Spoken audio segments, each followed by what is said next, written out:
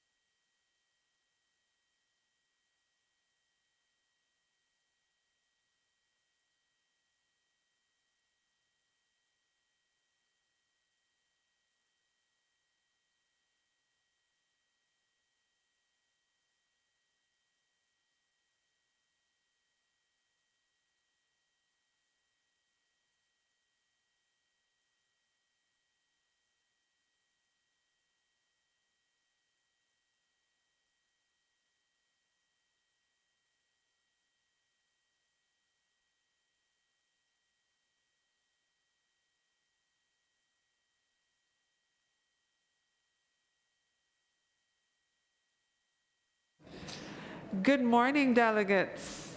Good morning, colleagues. It's a pleasure to see you here. We are going to begin this session now.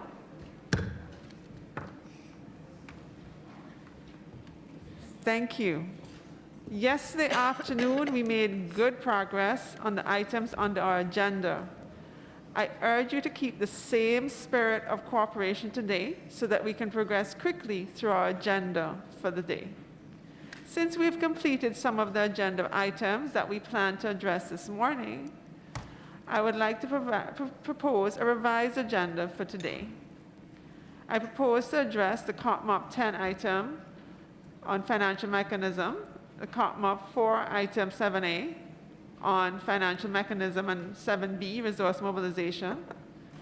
We would then proceed to address the agenda items previously scheduled for this afternoon, and that is COP agenda items 15A, the second work program of IPBES, item 19, protected areas and other effective area-based conservation measures, item 21, invasive alien species, item 22, sustainable wildlife management, item 23, biodiversity and climate change, item 24, biodiversity and agriculture, item 25, biodiversity and health, item 26, nature and culture, and item 18, multi-year program of the work of the Conference of the Parties.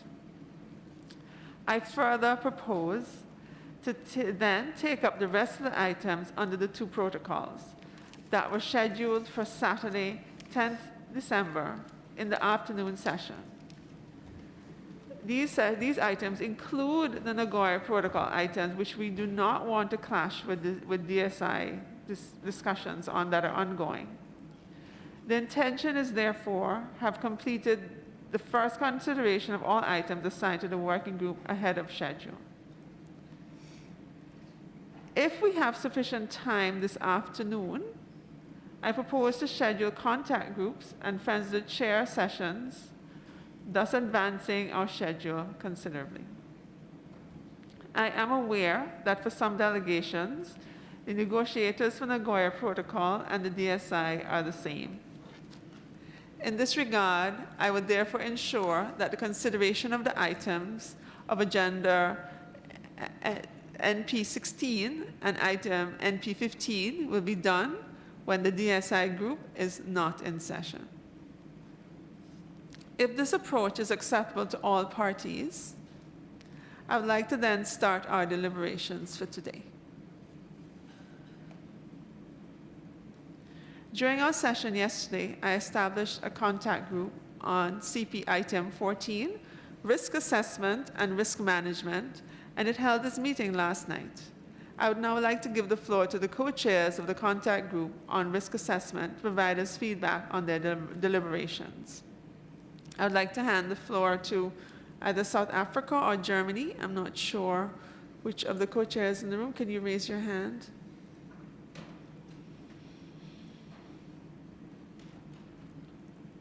Are they here? Okay, so can you give the report?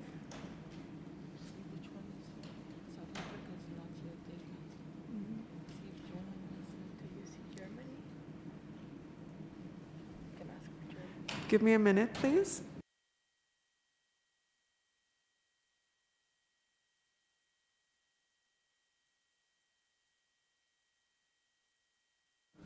Sorry for that. When they come, I beg your indulgence, and when they come, we'll have them give the report. But from now on, we will move on to the next item. Thank you for your patience. So therefore, we will now begin consideration of agenda item CP-10, financial mechanism. I will give the floor to the Secretary to introduce this item. Secretary, the floor is yours.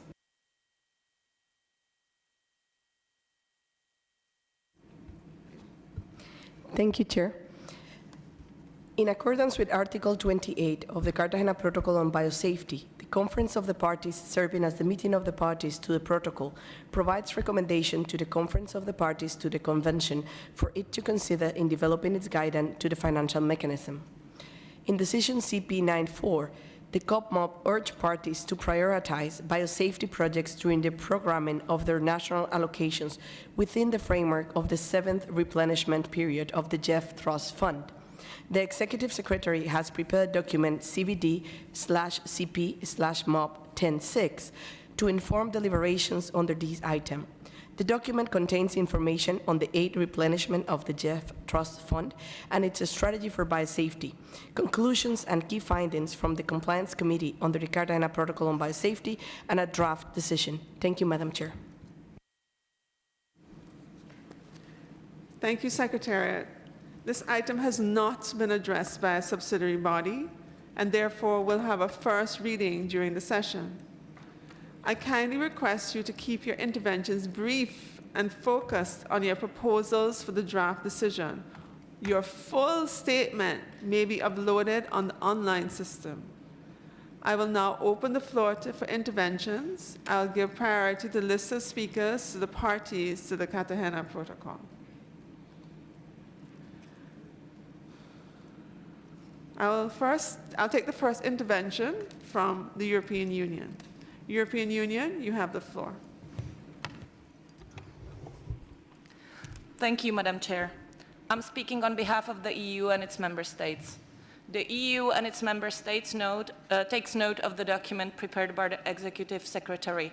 We appreciate the GEF 8 replenishment with an increase of the biodiversity focal areas in comparison to GEF 7.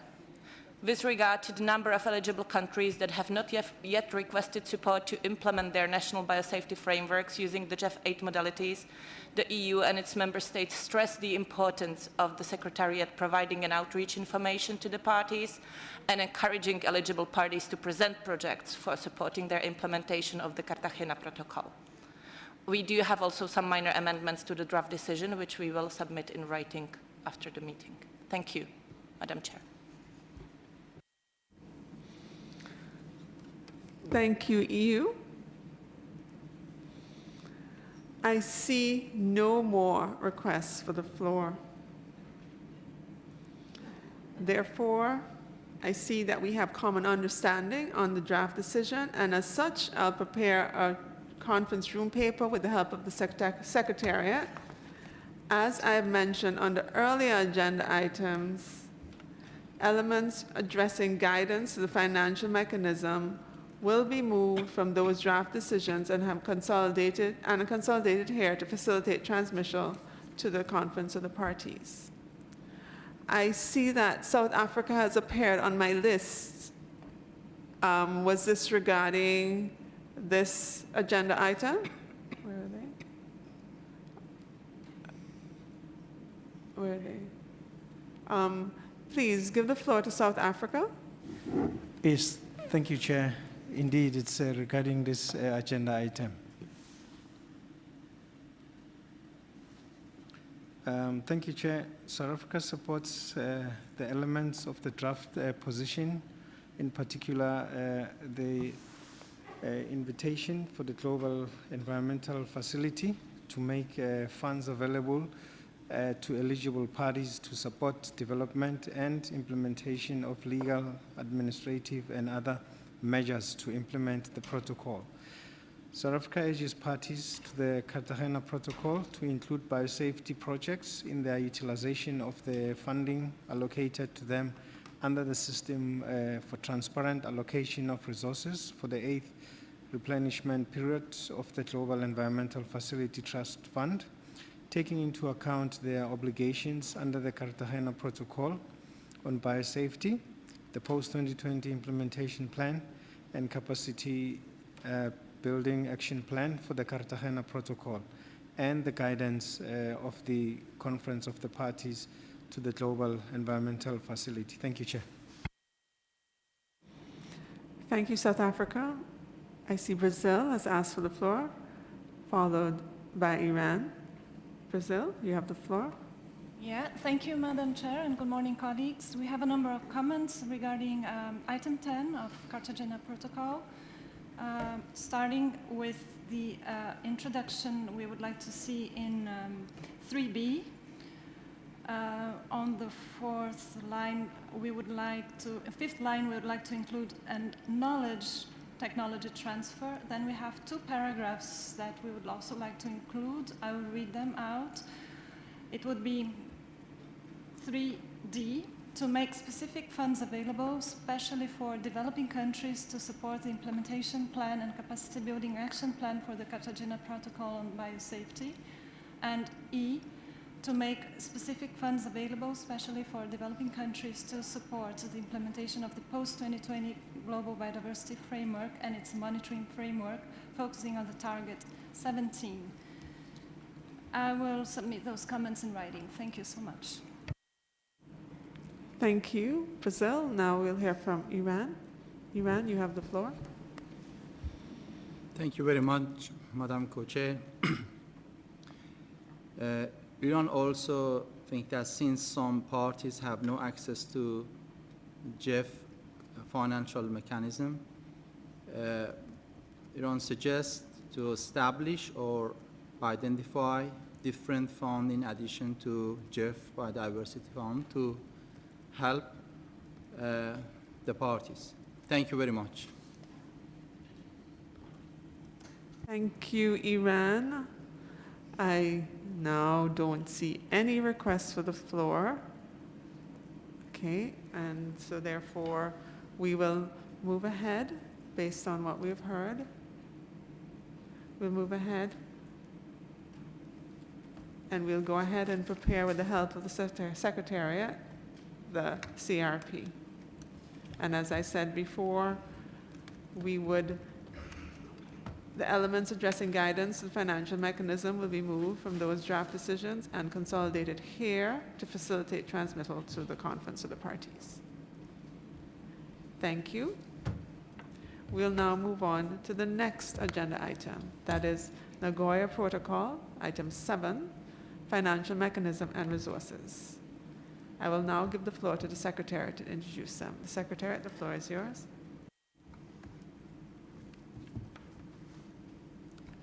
Thank you, Madam Chair. In accordance with Article 25 of the Nagoya Protocol on Access and Benefit Sharing, The MOP to the protocol provides recommendations to the COP of the Convention for consideration in developing its guidance to the financial mechanism. The Executive Secretary has prepared document CBD/NP/MOP/4/10 to inform deliberations under this item. The document provides an update on the implementation of Article 25 of the Nagoya Protocol and information on the following aspects: GEF support to the protocol during GEF 7, GEF 8 programmatic directions of relevance to the protocol, the development of a 4-year outcome-oriented framework on program priorities, and the 6th review of the effectiveness of the financial mechanism. Finally, the document provides information on the resource mobilization component of the post-2020 Global Biodiversity Framework and its relevance for the Nagoya Protocol. The draft decision for consideration by parties is reproduced in the compilation of draft decisions, CBD/NP/MOP/4/1/add5. Please note that the draft decision addresses elements related to the financial mechanism under Section A and elements related to resource mobilization under Section B. Thank you, Chair. Thank you, Secretariat. These items have not been addressed by a subsidiary body, and therefore will have a first reading during this session. I will now open the floor for interventions. I will give priority to the list of speakers to parties to the Nagoya Protocol. You are invited to address both sections A and B of the draft decisions in your interventions.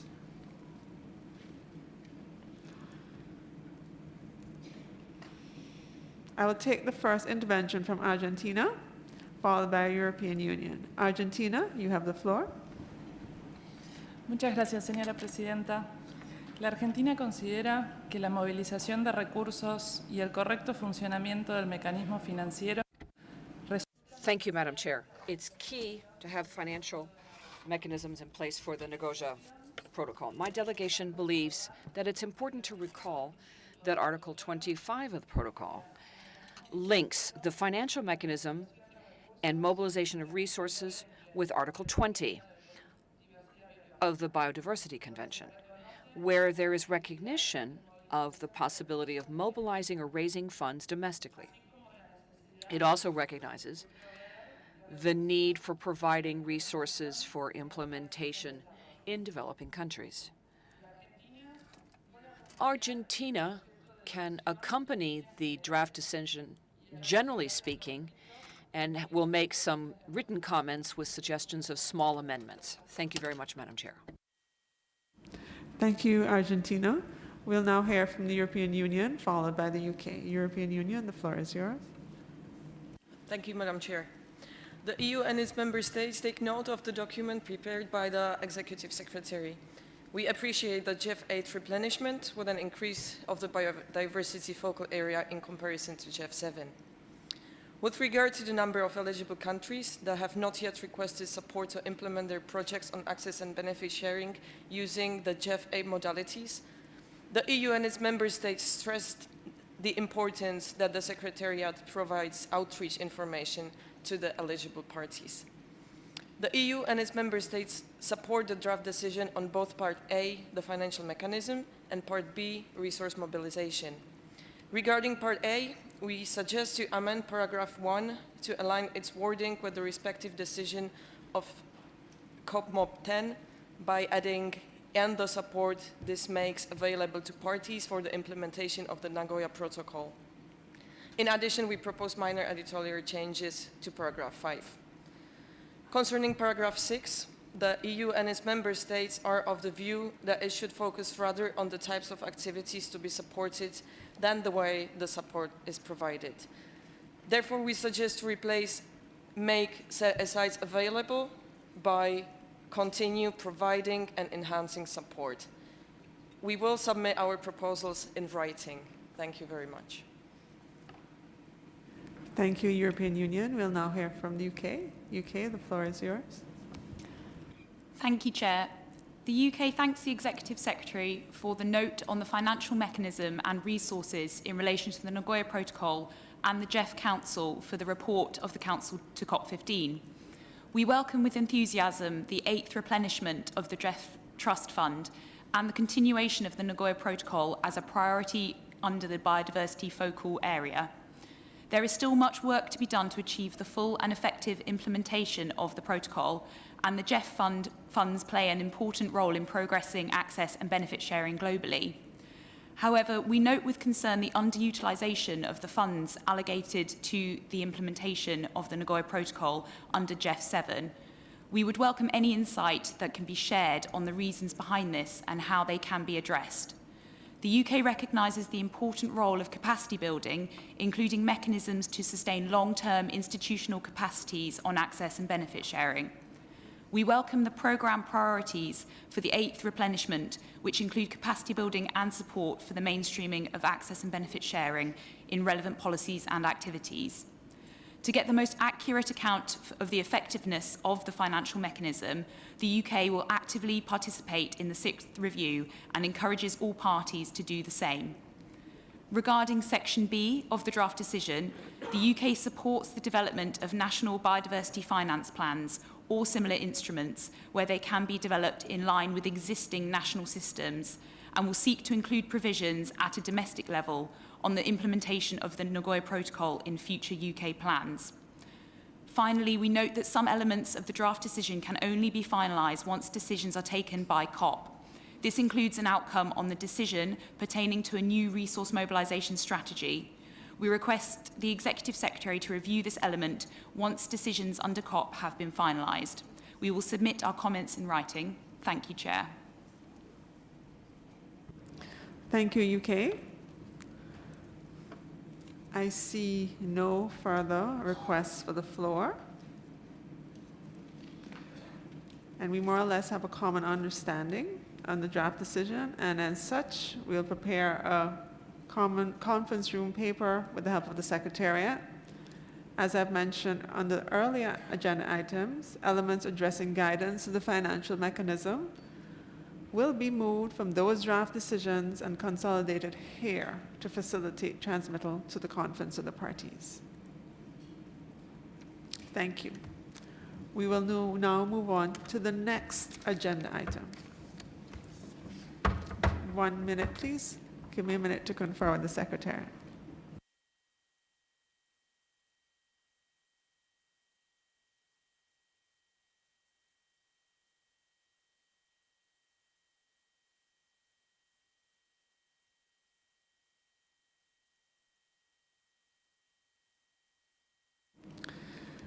As you remember, we were supposed to start our session with the report from the Risk Assessment Contact Group. I see we have our Venerable Chair from South Africa here now, so at this point we will hear the report from the contact group last night on risk assessment from her, South Africa. You may take the floor. Thank you. Thank you so much, Madam Chair. The contact group on risk assessment and management of the Cartagena Protocol met yesterday. We met from 7:30 to 15 minutes past 12 midnight. The group worked towards resolving the text in brackets on paragraph 4, 6, 7, 9, 11A, and 12. And the annex. According to your mandate, Madam Chair, I am glad to report that the hard work of the group resulted into a clean text for all the paragraphs. Therefore, all the brackets were resolved. I would like to highlight the spirit of compromise of the participants and to conclude on this matter. On behalf of my co-chair and I would like to thank everyone for their collaborative efforts. Thank you, Chair. Thank you so much. I really appreciate the efforts of that contact group. Thank you for bringing this to us. We will now move on to the next item. Oh, just a minute.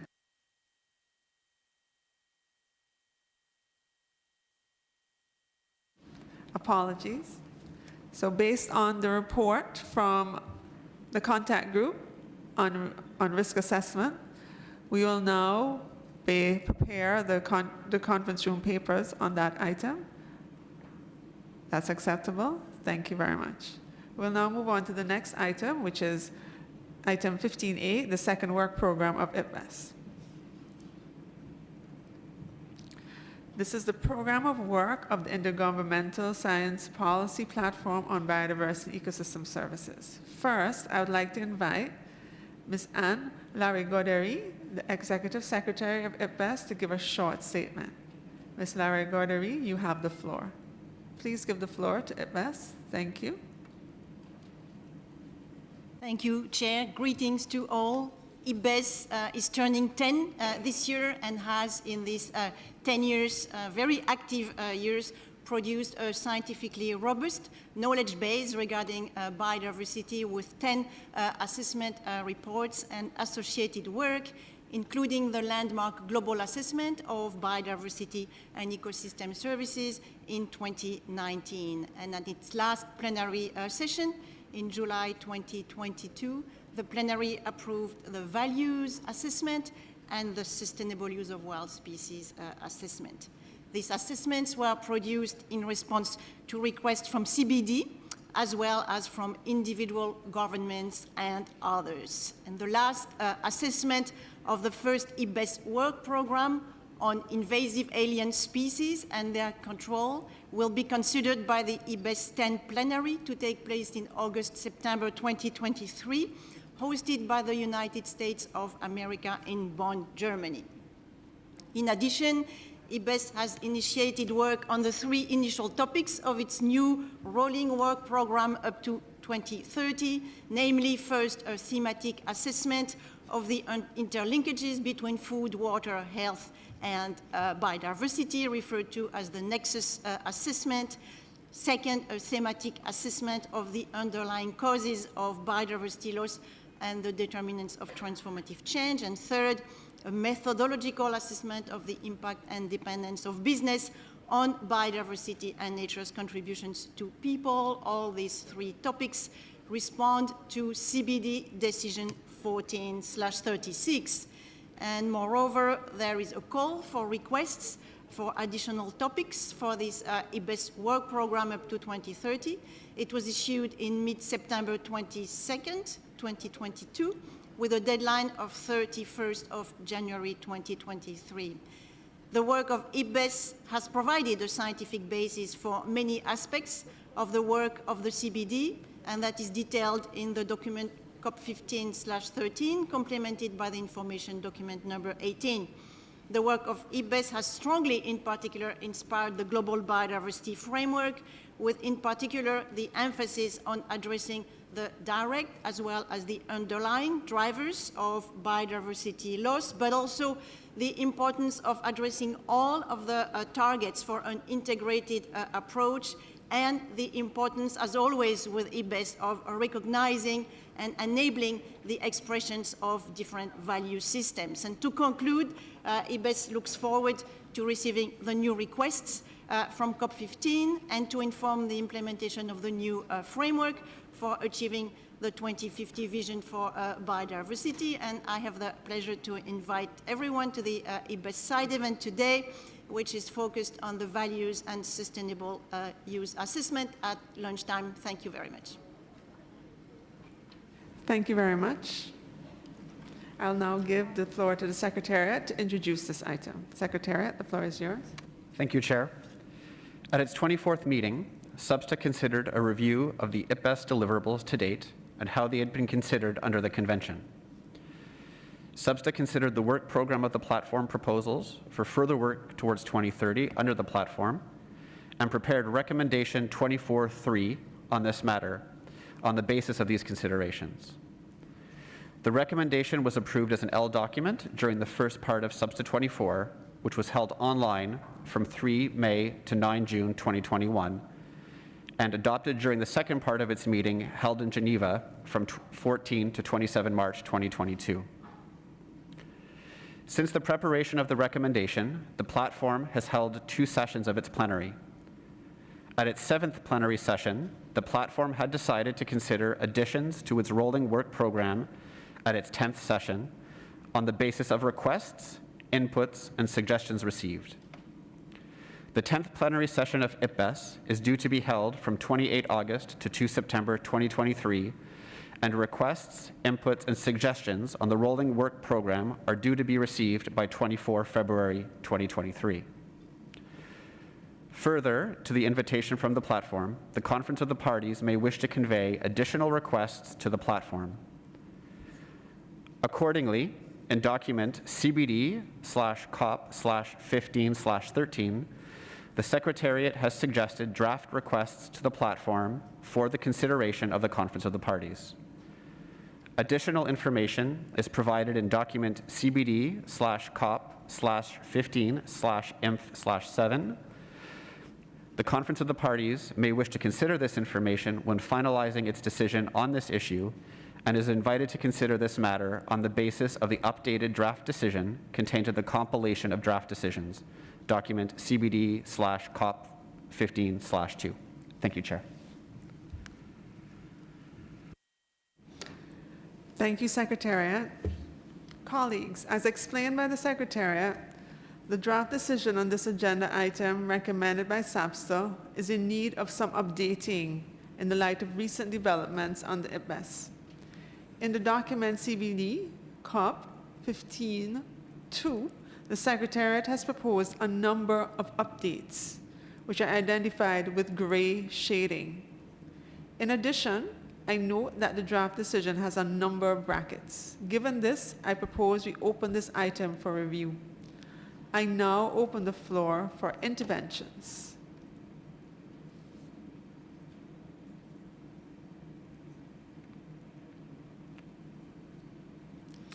I will take the first intervention from Bolivia, followed by Argentina, then South Africa. Bolivia, the floor is yours. Thank you very much, Madam. Well, Bolivia has some comments regarding this proposal. Well, we agree with the general elements of this decision. However, well, we have concerns with the annex that includes the updates of the Secretariat to this decision proposal. Well, the annex is requesting to the IPBES to develop several assessments. And I think we need to discuss more deeply if those assessments are really needed in the context for the implementation of the Global Biodiversity Framework. In the Bolivian rationale, well, we need to develop some kind of framework, general framework for moving the assessments in the context of the IPBES. For Bolivia, we should continue following the previous rationale of the IPBES, which is having a regional assessment, and the regional assessment should inform to the development of a global assessment. And now we are requesting to the IPBES to start a process of a second global assessment without taking into account regional assessments. And well, I think the timeline for the global assessment is not, we cannot rush a second global assessment. I mean, the second global assessment should be concluded together with the conclusion of the Global Biodiversity Framework up to 2030. We don't need now a second global assessment. And well, maybe we can move first the regional assessment. So I think we do really need to have more clarity why we are just moving assessments without having this framework of the assessments. And also, well, for Bolivia, could be more important now to develop a kind of a baseline assessment for the implementation of the Global Biodiversity Framework. I think that's really needed now to have a clear picture what is the baseline for the implementation of the Global Biodiversity Framework. And also, well, for Bolivia, it is important to develop, yes, a fast track methodological assessment of the living well in balance and harmony with Mother Earth in order to really have a full understanding of the multiple values of nature, cosmocentric approaches, to address the understanding of the collective action efforts of the indigenous peoples and local communities, which is not included also in the request. So in order to avoid this complex discussion, Madam, I would prefer to keep this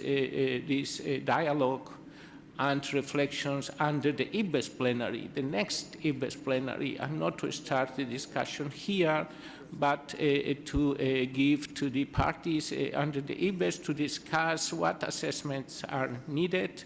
And I think the plenary of IBES can really have a good outcome on what are the needed assessments. So I prefer not to include this annexed in this decision. Thank you, Madam. Thank you, Bolivia. We'll now hear from Argentina, followed by South Africa, then the European Union. Argentina, you have the floor. Thank you very much, Madam Chair. Argentina very much appreciates the work of these IBES. The many scientists and scientific experts from my country actively collaborate with the platform, working with the experts as authors in the evaluations and including co-chairing some of the efforts. That was the case of the first comprehensive assessment and the assessment of the transformer, which is currently underway.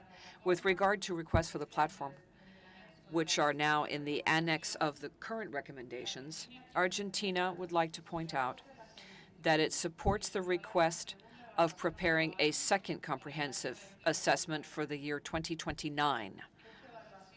This assessment would serve then as a basis for the work of the convention, working towards the process after implementation of the goals for 2030 in the comprehensive world framework. With regard to Section B, Argentina believes that it's pressure to facilitate fast-track assessments at this time.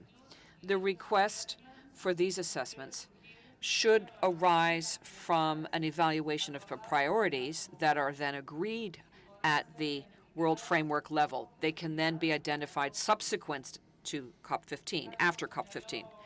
As Bolivia pointed out, the next plenary session, which will take place in 2023, or even COP16 in 2024, at that time, they'll be in a better position than in this COP to take a well-informed and correctly informed decision on this matter. Notwithstanding that, if it is decided to accede to these requests and given current discussions that are taking place in the context of negotiations of the world framework, Argentina believes that it would be desirable to request a fast-track assessment on baselines. Assessing baselines would then be directly relevant to Objective A and Goals 1 to 8 of the World Framework. It would also help for assisting parties to identify baselines for the context of monitoring.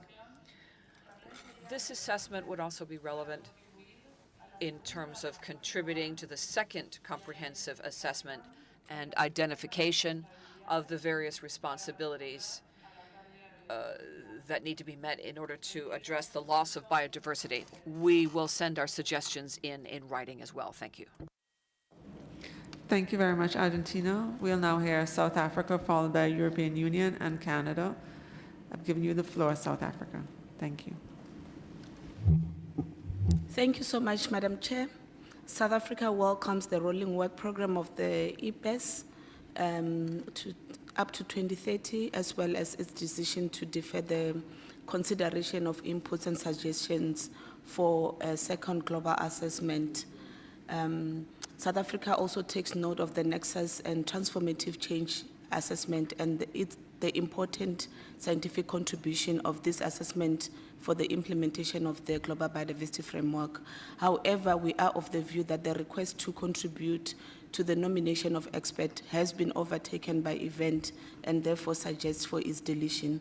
We also do not support the text in brackets on paragraph 4 that makes reference to ensure that relevant information on concepts such as nature-based solutions and One Health be made available to authors, hence proposing for its deletion, noting that the objective of the Nexus assessment is to understand and identify factors in human society at both the individuals and collective levels, including behavioral, social, cultural, economic, institutional, technical, and technological dimensions, and that may be leveraged to bring about the transformation changes for the conservation, restoration, and wise use of biodiversity, while taking into account the broader social and economic goals in the context of sustainable development.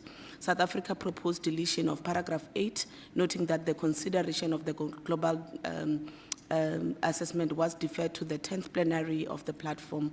South Africa also proposed for the lifting the bracket on the proposal to incorporate examples of the different challenges faced by developed and developing countries for the conservation and sustainable use of biodiversity, and that considers the expansion of the time frame of the analysis of the assessment to include degradation of biodiversity since the first industrial revolution and colonial periods as appropriate. This is important, noting the misrepresentation of data identified in the regional assessment, as well as low number of experts coming from developing countries that contributes to the assessment. With regard to paragraph 12, although South Africa support, it is important to consider the specific role of IBES towards the work of the ad hoc technical expert group on indicators for the post-2020 GBF. Thank you, Madam Chair. Thank you, South Africa. We'll now hear from the EU, followed by Canada, then Brazil. The EU, you have the floor. Thank you, Madam Chair. The European Union and its member states acknowledge the high quality of IBES deliverables across all of its functions, and thus call on the Conference of the Parties to welcome the respective outcomes. In particular, we welcome the recent outcomes of IBES 8 and IBES 9, including the approval of summaries for policymakers of new assessment reports, as well as the initiation of new assessments under the rolling work program until 2030. Biodiversity loss and climate change represent interrelated and mutually reinforcing environmental crises which need to be analyzed and addressed in an integrated manner. We therefore commend the cooperation between IBES and the Intergovernmental Panel on Climate Change, and would like to encourage the continuation of this cooperation, specifically in the light of the recently awarded Gulbenkian Prize for Humanity jointly to both bodies. As IBES 10 will consider the inclusion of new elements for the work program until 2030, COP15 should not only invite IBES to prepare a second global assessment, but also an assessment on ecological connectivity. In this context, we note with concern that the annex to the draft decision containing further requests for the IBES work program by the Conference of the Parties could not be discussed by SABSTA. Given the limited amount of time available for the negotiations here in Montreal, we could accept to not include this annex to the draft decision, considering that the final decision on which elements should be included in the IBES work program will be taken by IBES. If parties are willing to include the annex, we stand ready to engage in discussions and would in particular propose the inclusion of the request regarding an assessment on ecological connectivity within the annex. Given its expertise for supporting the implementation of the post-2020 Global Biodiversity Framework, IBES should be invited to contribute to the ad hoc technical expert group on indicators. Finally, we look forward to the systematic review of IBES deliverables by SABSTA and subsequently the Conference of the Parties, including through a standing agenda item at the respective CBD meetings. Thank you, Madam Chair.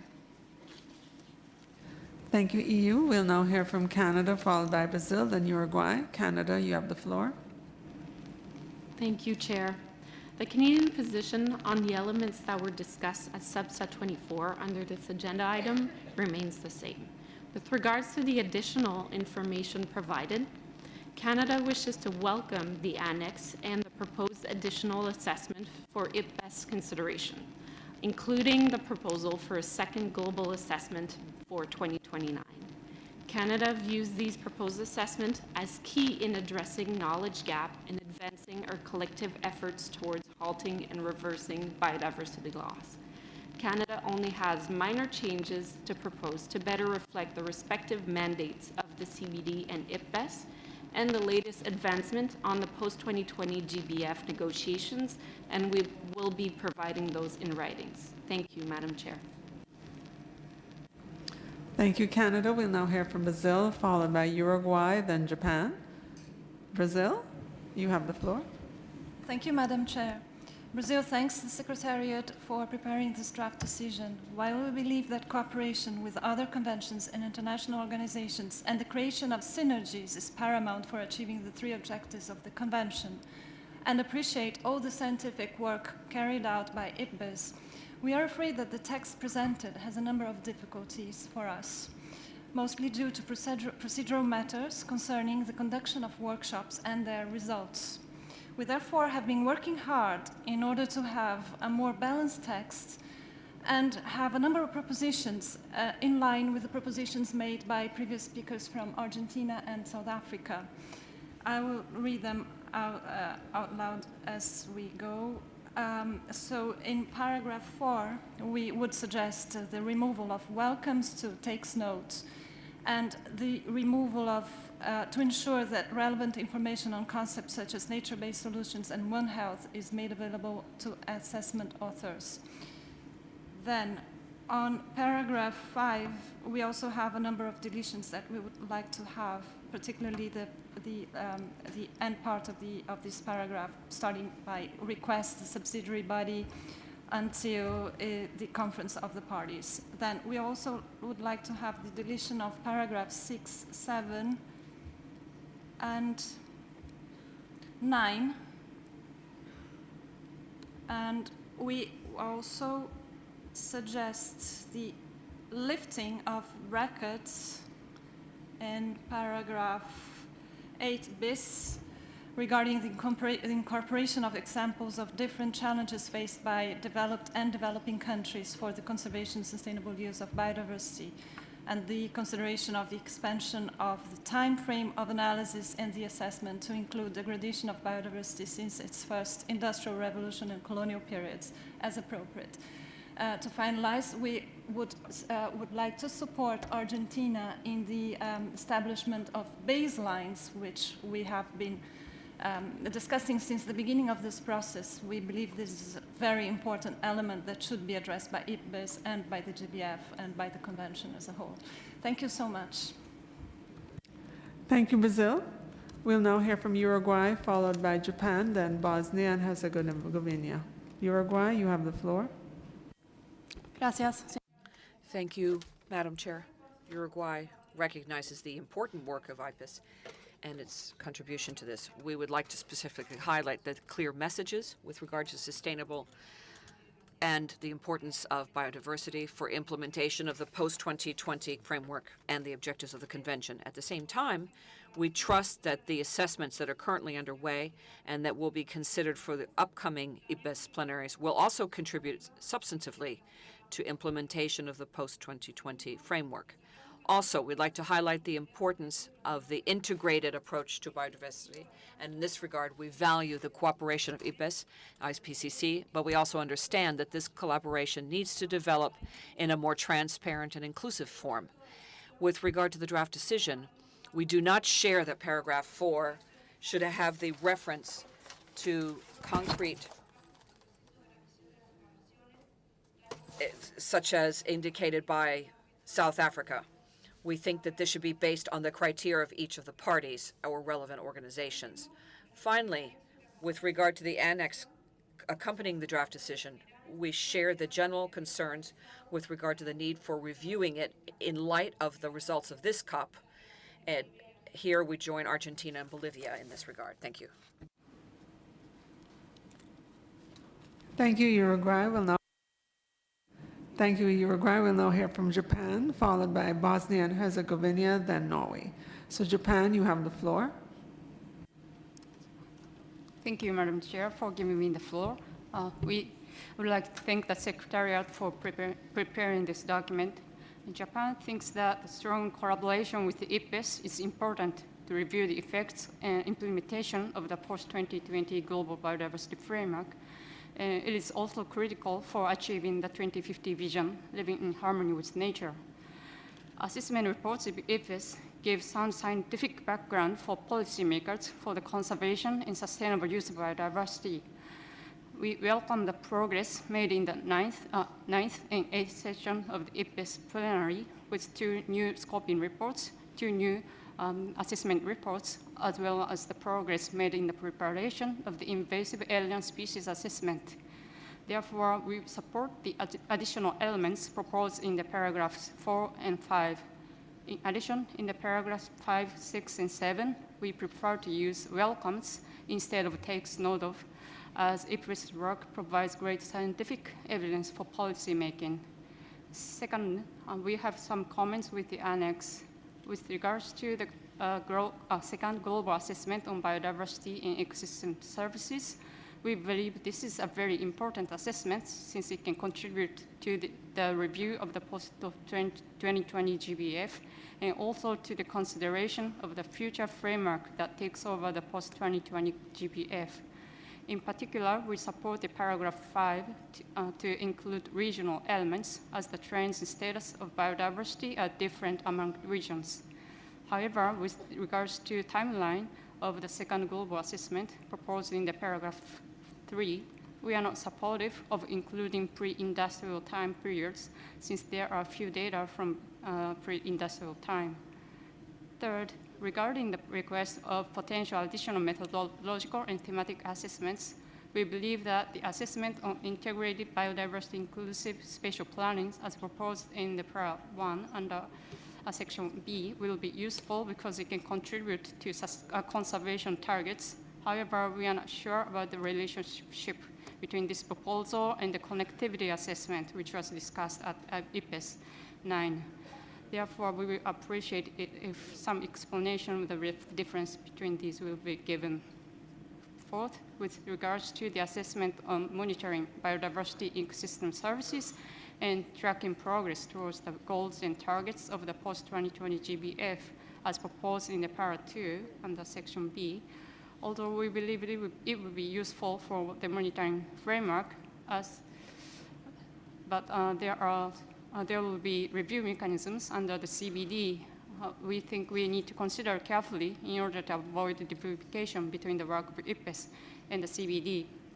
Lastly, with regards to the assessment on pollution as proposed in the para 3, we can understand the need to address pollution since pollution is reported to be one of the main drivers of biodiversity loss in the IPES global assessment. However, there are other conventions directly addressing pollution other than the CBD. We do not see it would be the most effective for IPES to work on this issue. Thank you very much, Madam Chair. Thank you, Japan.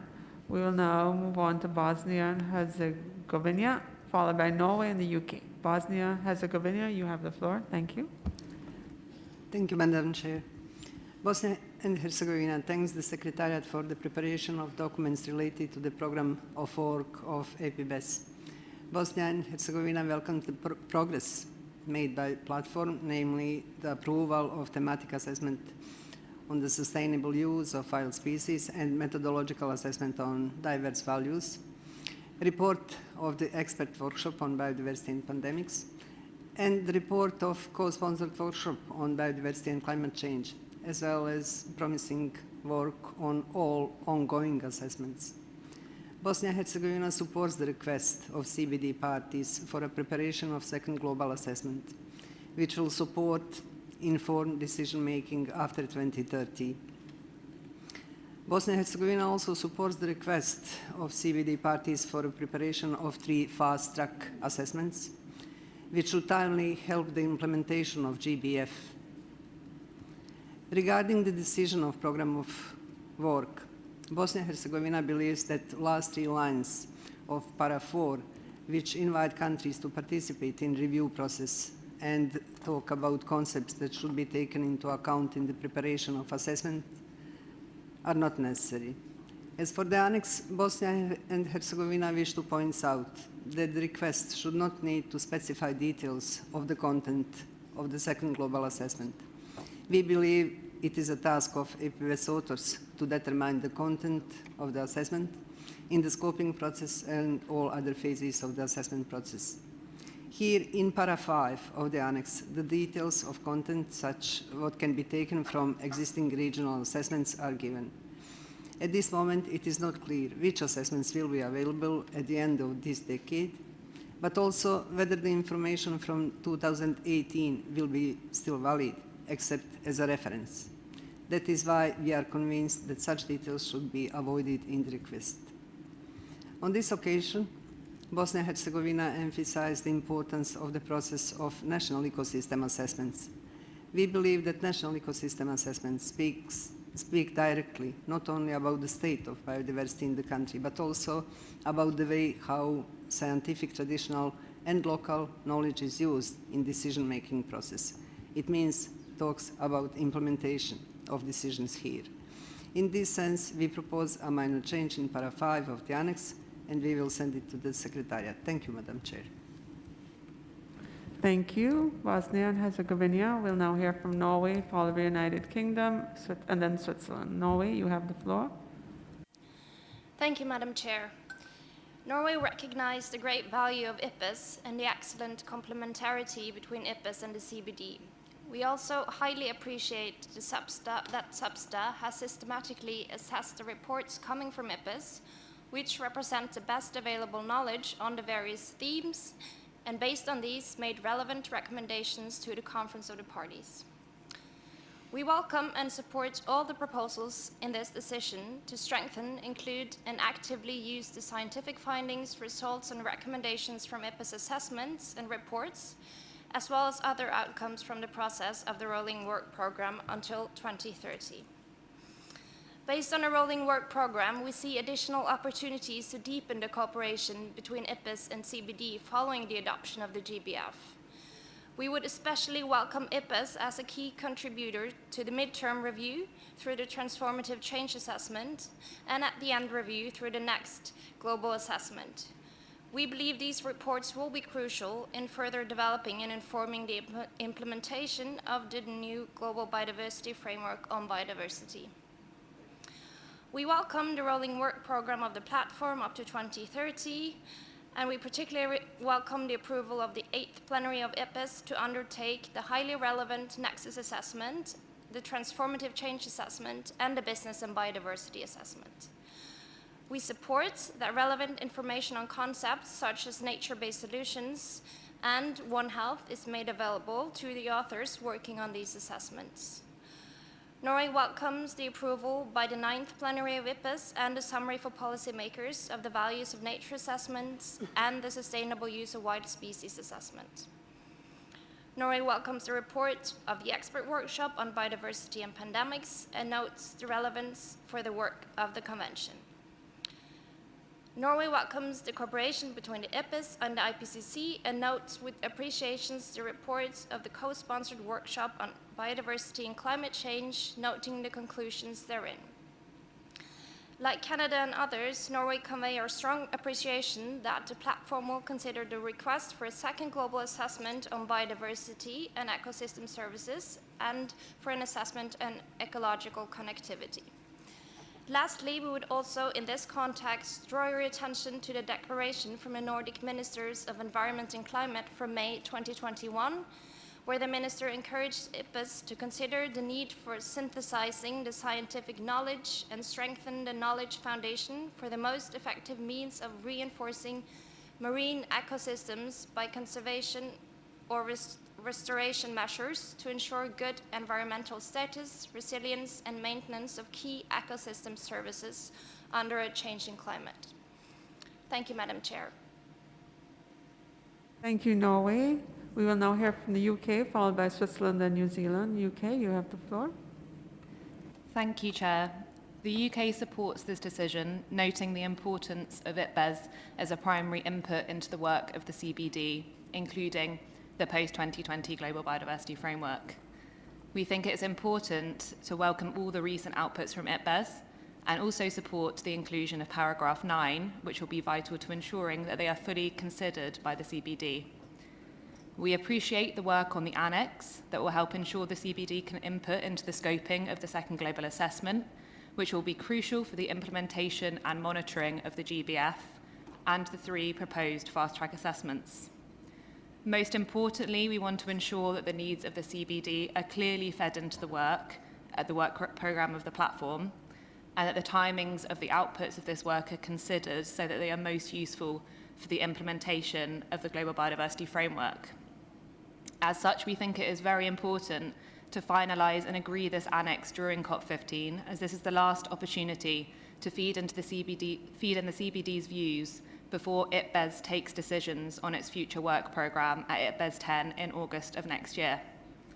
Along with the EU, we are ready to engage in further discussions in order to get this agreed. On Section A of the Annex, we agree with the priorities highlighted, in particular, the focus on monitoring the progress towards the targets and goals of the GBF and projections out to 2100, the focus on direct and indirect drivers of biodiversity loss and use of modelling and projections. On Section B, we think we need to consider the limited resources of IPBES. If all of these assessments were produced, the earliest they will be available is 2026, and the latest 2029, giving very little scope for any meaningful impact on the implementation of the GBF before 2030. We would therefore like to prioritise these requests. We feel that a spatial planning assessment would be the most urgent and should incorporate aspects of ecological connectivity, followed by the pollution assessment, as this report will be able to provide more timely evidence on the subject before the Science Policy Panel for Chemicals, Waste and Pollution, due to be established in 2025, and the importance of this issue. We are eager to work collaboratively with parties to ensure that discussions on this decision are focused and do not take away time from other critical negotiations, such as those on the GBF. Thank you. Thank you, UK. We'll now hear from Switzerland. Thank you, UK. We'll now hear from Switzerland, followed by New Zealand, then Morocco. Switzerland, you have the floor. Thank you, Madam Chair. Switzerland is pleased that the IPBES has already adopted a number of assessment reports and methodological reports, which we think fully meet the needs of the parties of the Convention. Switzerland also supports the ongoing works of IPBES on other important reports: biodiversity values, invasive alien species, linkage, transformative change, business and biodiversity. We welcome the IPCC and IPBES-sponsored expert workshop on the science and biodiversity and climate change, which took place in 2020, and argue for further cooperation at all levels, also from bottom up. We therefore encourage members in IPBC and IPCC to seek actively the collaboration between the national focal point in the same countries. We request a future IPBES global assessment to be aligned with the implementation of the post-2020 implementation. We would also encourage SBSTA to have a standing agenda item to host and discuss the work of the IPBES.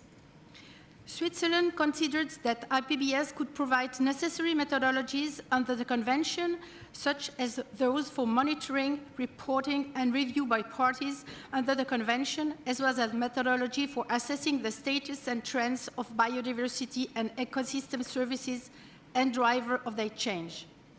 Thank you, Madam Chair. Thank you, Switzerland. We'll now hear from New Zealand, followed by Morocco, then Ecuador. New Zealand, you have the floor. Thank you, Chair. New Zealand supports this decision, recognising the important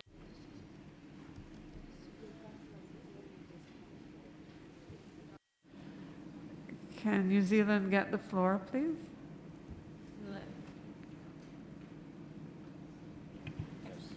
Please. Now? Yes. Okay, again. Thank you, Chair. New Zealand supports this decision, recognising the important contribution of IPBES assessments for informing the work of the CBD. We welcome the scope and timing of proposed assessments of the IPBES platform up to 2030 and the opportunities these outputs present for informing the implementation of the post-2020 Global Biodiversity Framework. We are pleased to see that the deliverables in the IPBES rolling work program align very closely with the specific CBD requests of the platform to do work, and so will be highly relevant for the post-2020 framework. We support the general direction of the draft recommendation and agree with those that have expressed the importance of working together to agree this annex at the COPs. Thank you. Thank you, New Zealand. We'll then have Morocco, followed by Ecuador, and then Peru. Morocco, you have the floor. Merci, Madame la Présidente. Thank you, Chair. Morocco supports the intervention on behalf of the African group by South Africa with a view to the global need for an assessment framework, and this second global assessment could be rooted in the work already put in place under the current work program. We'd also encourage further work on technical indicators for the global framework, and to support more national assessments, and to enhance the cooperation and sharing data and knowledge and in building capacity. In that sense, a new focal area would profit from the methodological support for the development of national reports on the state of biodiversity and ecosystem services, and on the drivers for their change. I thank you, Chair. Thank you, Morocco. We'll now hear from Ecuador, followed by Peru. Can the floor be given to Ecuador, please?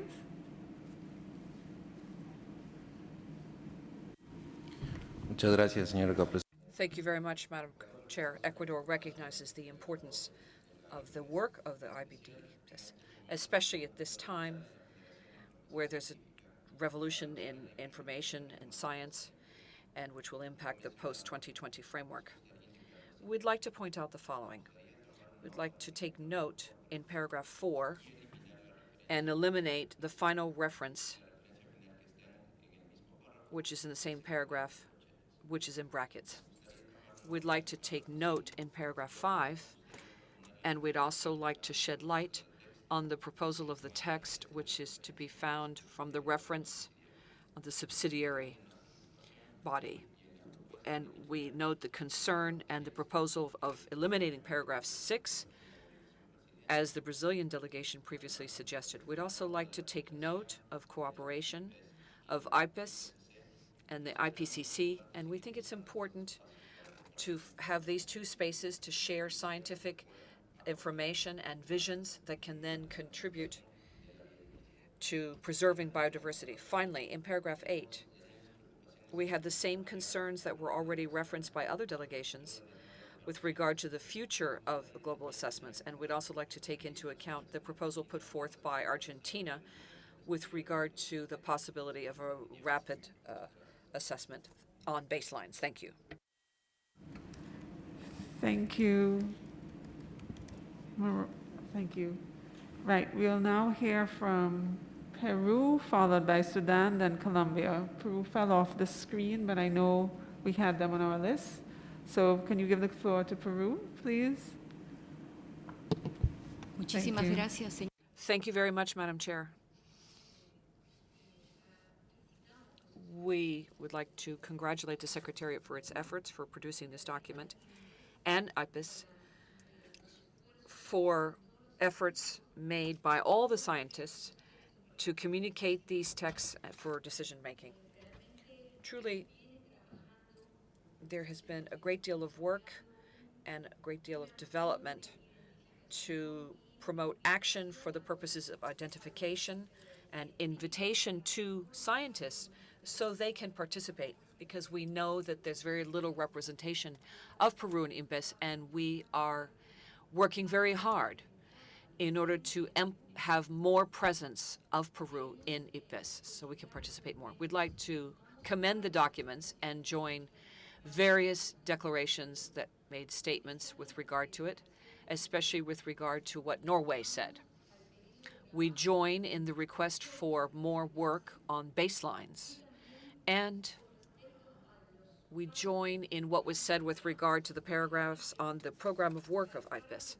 Paragraph 4, we very much agree with the idea of accepting the current drafting of paragraph 4. Paragraph 5, we take note. Paragraph 6, take note. And paragraph 7, welcome with satisfaction. With regard to the annex, final annex, on the requests for agreements on biological diversity for the IPBES plenary, in paragraph 8, we would suggest considering moving up to the 4th quarter of 2027, moving that up. Thank you very much, Madam Chair. Thank you, Peru. Then we'll hear now from Sudan, followed by Colombia. Sudan, you have the floor.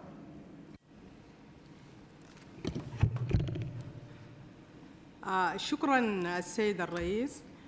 Thanks very much, Chair. I'd like to commend the Secretariat for the preparation of the compilation of decisions. Sudan greatly appreciate the work of IPBES and the efforts put in place in terms of assessment, as well as the allocation of funds. We support the intervention by South Africa on behalf of the African Union, and we also support the position of parties who have called for a second IPBES assessment for the post-2020 global framework. I thank you.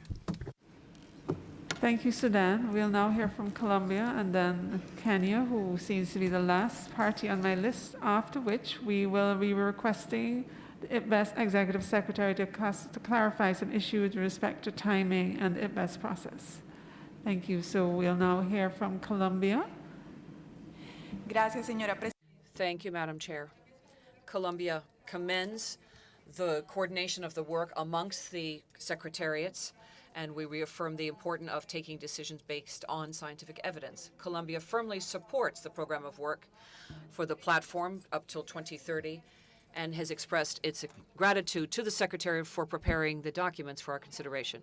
We support the request of the parties to prepare the second global assessment. We also welcome those who are working as authors in these assessments based on health and nature, and with regard to possible additional methodological approaches to the platform. And we recognize the worthwhile efforts, such as the spatial approach. And we agree with the parties that any accelerated assessment should be carefully be decided and take into account the various elements before accelerating these efforts, which might change with time. Finally, we support the intergovernmental framework platform, and we think it's possible to include in the program of work as much as possible support for the future 2020 framework and the assessments of the IPBES methodology, which has been promoted by various countries. Thank you. Thank you. Colombia, we'll now hear from Kenya. Kenya, you have the floor. Thank you, Madam Chair. Kenya appreciates the role of IPBES in the implementation of CBD, including during the implementation of the post-2020 Global Biodiversity Framework. We welcome the recommendations to include the contribution of indigenous and local knowledge and the diverse knowledge systems in the roll-up work program for up to 2030. We also welcome the strengthening of the communication and the engagement of governments and other stakeholders so that to improve the effectiveness of the platform. We also support the prioritization of the assessments and the priority areas and the linkages with other similar platforms like the IPCC. Thank you, Madam Chair. Thank you, Kenya. Prior to inviting the Executive Secretary from IPBES to speak with us, I will ask Turkey and India to speak. So Turkey, the floor is yours. Thank you, Madam Chair. Turkey firstly would like to thank the Secretariat for the preparation of documents. And Turkey supports the decision and welcomes the progress made in the latest plenary IPBES 9. We consider cooperation with IPBES is highly important to inform policymaking and guide our work here. We believe that recently published 2 assessments, namely the value assessment and sustainable use assessment, will guide us in the post-2020 GBF negotiations. The current state of scientific knowledge shows that biodiversity loss is a part of the complex problem, along with the climate change and pollution, and they need to be addressed together. Therefore, Turkey gives value to IPCC and IPBES collaboration on biodiversity and climate change. Also, Turkey thinks the upcoming IPBES assessment on transformative change and Nexus assessment is very crucial to support our ambition here. We also support the production of the second edition of the global assessment that integrates regional aspects. However, we have some concerns regarding the limited number of experts from our region involved in the assessment process. Therefore, we give importance to global assessment. Each region and sub-region should be represented in a balanced way. Finally, we expect more cooperation between the CBD and the platform in the process of establishing indicators for the global GBF. Thank you. Thank you, Turkey. And now we'll have India. India, the floor. Thank you, Chair.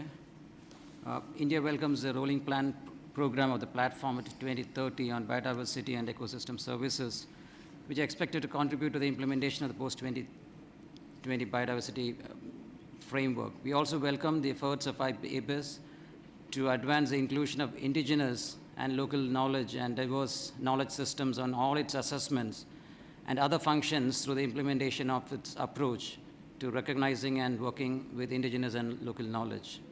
India also welcomes the thematic assessments on the interlinkages of biodiversity, water, food, and health, and on the underlying causes of biodiversity loss and the determinants of transformative changes and options for achieving the 2050 vision. We would like to delete the reference to nature-based solutions in para 4 of the report. Thank you, Chair. Thank you, India. And seeing no more requests to the floor, I invite the IPBES Executive Secretary to provide clarity on the issues regarding timing and the IPBES process. Thank you. Chair, the floor is yours. Thank you, Chair. So this is a comment indeed on the timing regarding the delivery of a new IPBES assessment given the existing workload that I already mentioned earlier.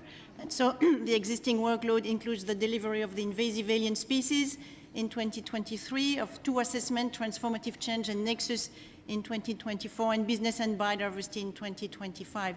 Given all of this, then the time left between essentially now and 2030 would allow first for the production of a second global assessment of biodiversity and ecosystem services.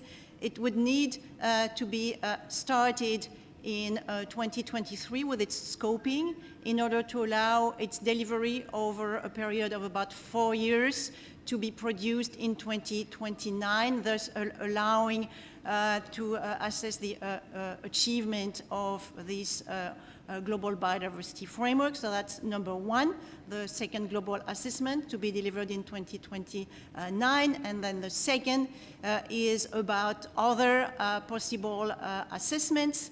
The timeline would allow for 3 fast-track assessments, meaning being produced in 2 years.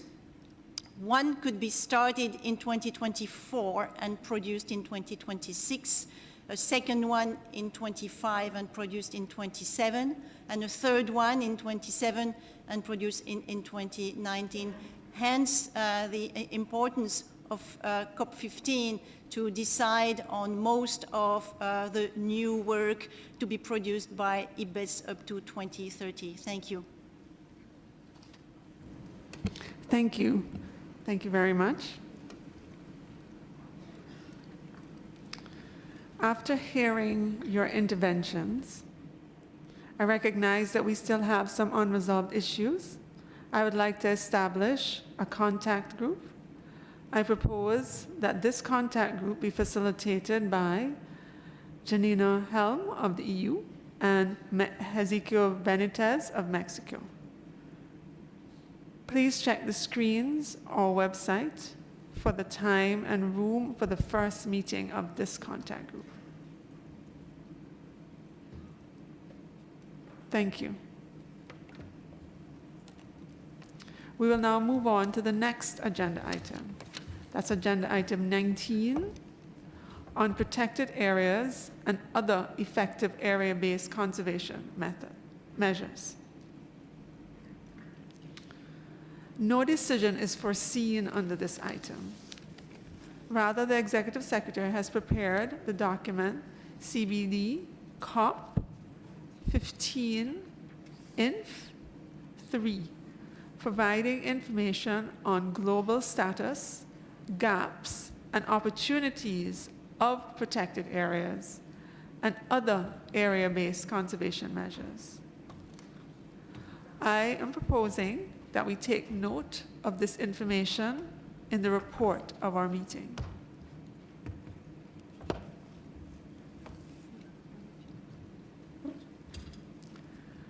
I see no objection. Oh, I see one party asking for the floor.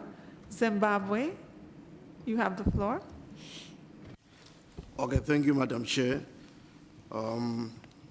Although this document is a document for noting by the parties, we acknowledge that. But having gone through the report, the Africa Group has the following comments to make on the report. This is a good report, but it could have been made richer and more informational by commenting more on qualitative aspects and effectiveness of these PAs. Africa notes the progress achieved since 2010, reference the age target number 11. This target is being succeeded by target number 3 in the post-2020 GBF.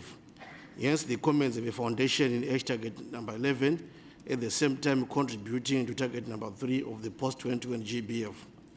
Whilst Africa supports the 30 by 30 target, it is not the expansion or increase in size of the PAs or OACMs coverage that is of particular concern to Africa, but the improvement of the quality of PAs and OCMs coverage that is of particular concern to Africa. It is the improvement of the quality of PAs and OECMs, particularly in areas of infrastructure development within PAs and OECMs, financing mechanisms for activities like reinforcement, tourism development, and investment technology in biodiversity conservation, tangible and measurable investments in alternative level for local communities or RPLCs. Quality improvement through financing PA management efforts would ensure protection of critical ecosystems within PAs and improvement of connectivity between PAs and OECMs. Biodiversity conservation should be integrated into national development programs to promote development as opposed to restricting development. This was important for the AHE target and is even more important for the post-2020 global biodiversity framework. It is unfortunate that most PAs, the current existing PAs, were established in a non-participatory way, which disrespected the rights of IPOCs and other stakeholders. This should be avoided in the future, inclusion of more area under PA network, as it is a human rights issue. That is why more focus should be on the qualitative elements of PA management so that they contribute more significantly to poverty alleviation, especially of surrounding communities' food security, climate change adaptation and mitigation, as well as contributing to the achievement of most SDGs. Most African countries already surpassed the post-2020 GBF target of 30%. That is well above the global average, or nearly there. African countries are developing countries, and poverty remains their biggest challenge. Each country has its own developmental targets, and the demand for land is therefore very high, as there are many competing needs for the same land for various developmental projects. It must therefore be left to individual countries or jurisdictions to identify and protect ecologically intact areas. creation of transfrontier conservation areas and biosphere reserves have and will continue to include more area under conservation and also improve achievement of the qualitative elements of Target 3 of post-2020 GBF. In Africa, most indigenous and local community conserved areas qualify to be recognized as OECMs as they meet the set conditions. This will be considered in the review in addition of land under conservation. So, Madam Chair, we are saying, whilst the report is very good, it could have been much better if it had fully addressed the issues to do with the qualitative aspects of PAs rather than simply focusing on the expansion. So we acknowledge and accept the report, but we need these concerns taken into consideration going forward. Thank you. Thank you, Zimbabwe. We will note this in the working group report. Thank you. I see no objection to moving forward. Thank you. I'll make sure, as I said before, that this is reflected.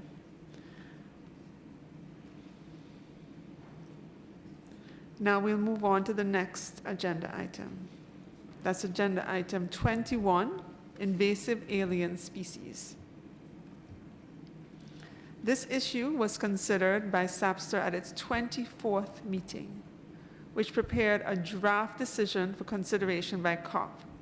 This decision can be found in the compilation of draft decisions for this meeting. As you can see, the draft decision proposed to us by SAPSTER 24 is largely clean text, although some elements could not be resolved. In that regard, I propose to establish a group of the Friends Chair, facilitated by Ms. Senka Baradavonik of Bosnia and Herzegovina and Ms. Azalia Binti Mohammed of Malaysia, with the task to work on the unresolved issues, to allow me to prepare a conference paper on this item. I would like to invite the following countries to join this group: Brazil, Argentina, France, Canada, Egypt, Switzerland, Finland, Morocco, Colombia, South Africa, UK, Israel. Other parties, of course, may join the group of their wish, and the time and room for this group will be announced on the online schedule. I see that we have a request for the floor from Ethiopia. Ethiopia, the floor is yours. Thank you, Madam Chair. Ethiopia acknowledges and accepts the draft recommendation given by the subsidiary body on scientific, technical, technological advice, and it supports the draft recommendation by the on behalf of African group. Also, Ethiopia considers the draft recommendation is largely inclusive and encourages the prevention, control, and management of invasive alien species globally, thereby contributes to minimize the risk of loss of biodiversity and ecosystem services. Without that, the draft recommendation lacks emphasis to the precautionary measures, including capacity building to the intentionally species that could be potential invader upon their arrival. Therefore, we would like to propose inclusion of precautionary measures regarding the intentional introduction of the alien species. The removal of some of the invasive alien species is extremely expensive duty in tropical Africa. Some are affecting the rangelands, agricultural lands, and the water bodies, and degrading the species living in those ecosystems. Thus, we believe methods for cost-benefit and cost-effective analysis aimed to the management of the invasive alien species and the risk analysis on the potential consequence of the introduction of invasive alien species on social, economical, environmental, and cultural values is critical. Therefore, in general, our concern as Africa is to access to the financial support for the implementation of the national invasive alien species strategy. Secondly, capacity building in identifying invasive alien species, and we believe the strong precautionary measures are important. It is therefore important for our Africa to look into the funds and capacity buildings in implementation of the decision. And thank you, Madam Chair. Thank you, Morocco. Sorry, thank you, Ethiopia. May I ask you to please raise your issue that you just raised within that Friends of the Chair. So please consider yourself invited to the Friends of the Chair. Also, I see that Morocco has asked for the floor, so I will also ask if Morocco will definitely please come to the Friends of the Chair and raise your concerns and issues. Is that okay? Would you be willing to raise it in that forum, please? Morocco, you have the floor.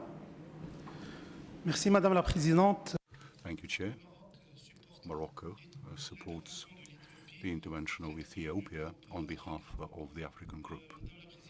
Chair, we have taken good note of the annex of the draft and the draft decisions and the analysis methods, which are the necessary technical elements in order to manage invasive alien species across many areas. And that's why Morocco suggests compiling these technical elements as a guide or guidelines for the monitoring and control of invasive alien species. We also believe that it would make sense to take into account the work by IPBES, which has made an assessment on invasive alien species, and that assessment was approved at the 10th, will be improved next at the IBES meeting next year.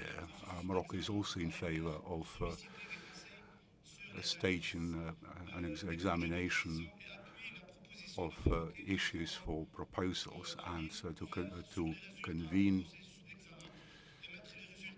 an open-ended online forum in order to provide recommendations to the next COP, to COP16. In fact, the Kingdom of Morocco believes it very important to support the development of national strategies on invasive alien species, and particularly through the need to build capacity and national institutions in charge of this work. I thank you, Chair. Morocco, and please raise this at the Friends of the Chair. We did not open this, and so please raise your concerns, your amendments, your additions in the Friends of the Chair group, and that will be announced online. Thank you very much for your cooperation with this.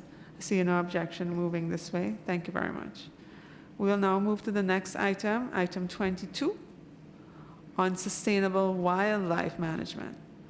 SAPSR 23, consider a report on actions taken pursuant to COP Decision 14.7 on sustainable wildlife management. The COP is invited to consider this matter on the basis of the draft decision set out in the SAPSR recommendation 23.3, which is reproduced in the compilation of draft decisions. As you can see, SAPSR 3 did excellent work, and the draft decision is clean text. As such, I will proceed to prepare a conference room paper with the support of Secretariat for review and approval by the working group at a later stage.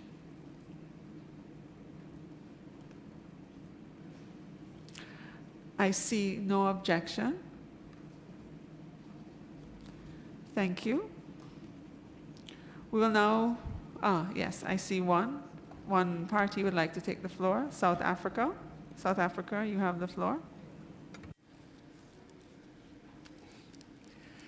Thank you very much, Madam Chair, and we welcome the Secretariat in terms of preparation of the draft agenda, Chair. South Africa would like to start by highlighting some of the key findings from the recent study concluded on the thematic assessment of sustainable use of wild species, which was undertaken by IPBES. The assessment considered various approaches to enhance the sustainability of use of wild species with the aim to reduce and eventually eliminate unsustainable and illegal use within the ecosystems that they inhabit, and to strengthen related practices, measures, capacities and conservation that arises from such use. South Africa believes that the findings of this assessment provide useful scientific-based policy guidance that is relevant to sustainable wildlife management activities under the CBD. South Africa supports the existing collaboration on issues related to sustainable wildlife management between CBD and other relevant international agreements and organizations to enhance synergies. South Africa is considering the findings of the IPBES thematic assessment of sustainable use of wildlife species and some elements of the voluntary guidance for a sustainable wild meat sector in the current revision of its draft national game meat strategy. In terms of the SBSSTA 23 recommendation, in which a request was made to the Executive Secretary to identify actions to fully reflect, address, and integrate the findings of the gender gap analysis in the implementation of the voluntary guidance for a sustainable wild meat sector, South Africa proposes the inclusion of this request in the COP decision, taking into account the initial findings contained in paragraph 24 and suggestions contained in paragraph 46 of document CBD/SBSTTA/23/INF/19 about the results of the survey on sustainable wildlife management. In terms of the draft decision contained in the document CBD/COP/15/2, South Africa supports the draft decision and has made text proposal to few paragraphs which will be submitted as an annex to this statement. Thank you very much, Madam Chair. Thank you.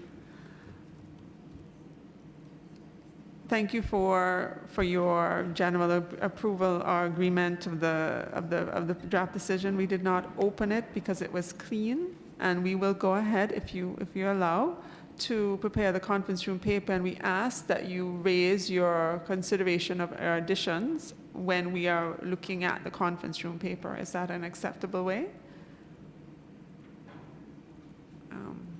Yes? Okay. Thank you. So we will move ahead and prepare the conference room paper. Thank you.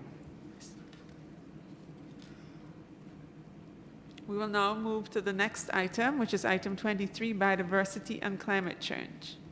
I will first give the floor to the Secretary to introduce this item.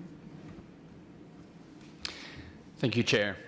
Subset 23 considered a review of new scientific and technical information with respect to A, the impacts of climate change on biodiversity and on communities that depend on ecosystem services and functions, particularly indigenous peoples and local communities, and B, the role of ecosystems and their integrity for climate change adaptation, mitigation and disaster risk reduction, and ecosystem restoration, sustainable land management, and a report on potential implications of the above for the work of the Convention.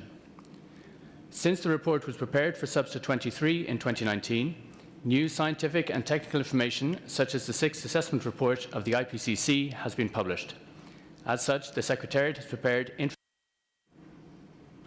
Information Note INF/21, briefly highlighting recent reports of the IPCC and IPBES addressing the linkages between biodiversity and climate change. The COP was invited to consider this matter on the basis of the draft decision set out in Subset Recommendation 23/2. Thank you, Chair. Thank you, Secretariat. As you can see, we have before us a comprehensive draft decision prepared by SAPSA 23 on this item. A few unresolved items remain in this document. Therefore, I would like to establish a group of friends of the chair. This group will have the task to work on the unresolved issues in square brackets to allow me to prepare our conference room paper on this item. I'll nominate Mr. Sigurd Twenson from Iceland and Ms. Eugenia Arguez Montezuma from Costa Rica to facilitate this group. The following countries are invited to this Friends of the Chair: Brazil, Argentina, Spain, the EU, Belgium, Norway, Malawi, Philippines, Mexico, Switzerland, Jamaica, France. Other countries, of course, are welcome to join if they wish. The time and room of this group will be announced on the online schedule. I see no objection. Thank you for agreeing for going this route. We will now do the next item. This item is item 24 on biodiversity and agriculture. You will recall that this item has been considered in depth by SAPSTER 24 and a draft decision prepared, which is set out in the document CBD-COP-15-2. While SAPSTER made great progress in this consideration of this matter, agreement could not be reached on all aspects of the draft decision, and therefore the text you have before you still contains square brackets in several paragraphs, particularly in the annex. Considering the number of brackets in the text, and in the best interest of time, I would establish a contact group to focus on all brackets, including those in the annex, with a view to preparing a consensus text that can be presented as a CRP. I propose the contact group on biodiversity and agriculture to be chaired by Mr. Hendrik Segers from Belgium and Mr. Eric Okuri from Ghana.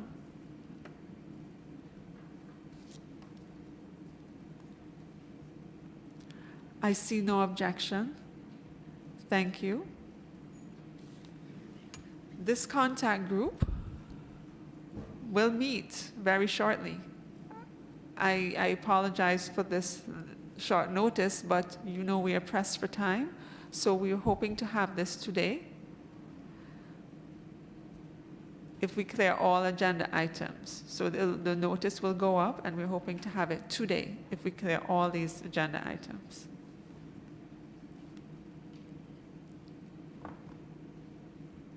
I see no objection. Thank you. We will now turn to item 25, biodiversity and health. You will recall that in decision 14/4, the COP requested the Executive Secretary, subject to the availability of financial resources, and invited the World Health Organization, in collaboration as appropriate with other members of the Interagency Liaison Group on Biodiversity and Health, as well as other partners, to develop the integrated science-based indicators, metrics, and progress measurements tools on biodiversity health. Also, targeted messaging approaches on mainstreaming biodiversity for the health sector, and a draft action global plan to mainstream biodiversity and health linkages into national policies, strategies, programs, and accounts. SAPSTER 24 considered a report on activities undertaken to mainstream biodiversity health linkages and a draft global action plan for biodiversity and health. The working group is invited to consider this matter on the basis of the draft decision as set out in the SAPSTER recommendation 24/7. The recommendation includes actions relating to the preparation of targeted messages and an updated draft global action plan. I see that while a small number of issues is still outstanding, there is a lot of common understanding on the draft decision. I will therefore prepare a conference room paper with the support of Secretariat. To do so, I will undertake informal consultations with parties as necessary to address any unresolved issues. I see we have Mongolia asking for the floor. Mongolia, the floor is yours. Thank you, Madam Chair. Mongolia, as you all know, have experienced a biodiversity loss due to disease, especially in Mongolian taiga, and as in the region, other countries like Kazakhstan experienced the disease. So we believe the health and biodiversity is a very important issue, and we struggle to find financial resources and support in this field, even from the WHO, FAO WOHA, they are struggling to raise funding. So I think it will be a very important issue, not only for a specific country to deal with this issue. It has to be a collaborated, coordinated, intersectoral, much larger, One Health focused issue. Thank you, Madam Chair. Thank you, Mongolia. Your concerns we noted in the working group report. So, as I've indicated before, we'll prepare the conference room paper with the support of Secretariat, and we'll undertake informal consultations with parties to resolve any unresolved issues. I see no objection. Thank you.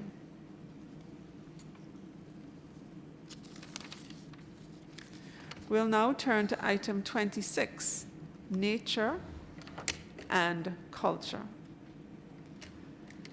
The 11th meeting of the ad hoc open-ended working group on Article 8J and related provisions met in Montreal from the 20th to the 22nd of November 2019.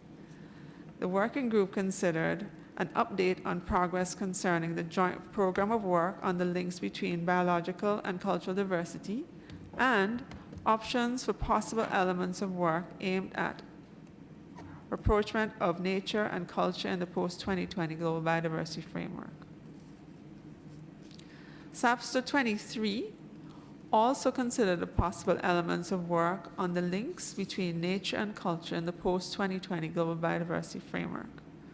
The working group is invited to consider this matter on the basis of the draft decisions set out in Working Group on Article 8J, Recommendation 11/3, and also SAPSTA Recommendation 23/5. As you can see, we have before us a comprehensive draft decision prepared by the Working Group on Article 8J at its 11th meeting and SAPSTA 23. The text is clean, with the exception of 2 square brackets in one of the preambular paragraphs and a paragraph in the annex. Therefore, I will prepare a conference room paper with the help of the Secretariat for review and approval by the working group. To do so, I will undertake informal consultation with parties as necessary to address the unresolved issues.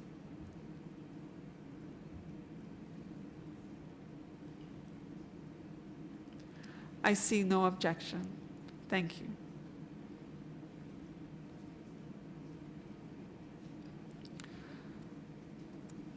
We will now turn to item 18, the multi-year program of work of the Conference of the Parties. In its decision 12/31, the COP adopted its multi-year program of work up to COP 15. At COP 15, the COP may wish to consider steps to update its program of work in light of the post-2020 Global Biodiversity Framework and other relevant decisions, taking into account information prepared by the Secretariat in the document CBD-COP 15/15. A draft decision on the item is set out in the compilation of draft decisions. Since this item has not been addressed by a subsidiary body, we will have a first reading during this session. I will now open the floor for interventions.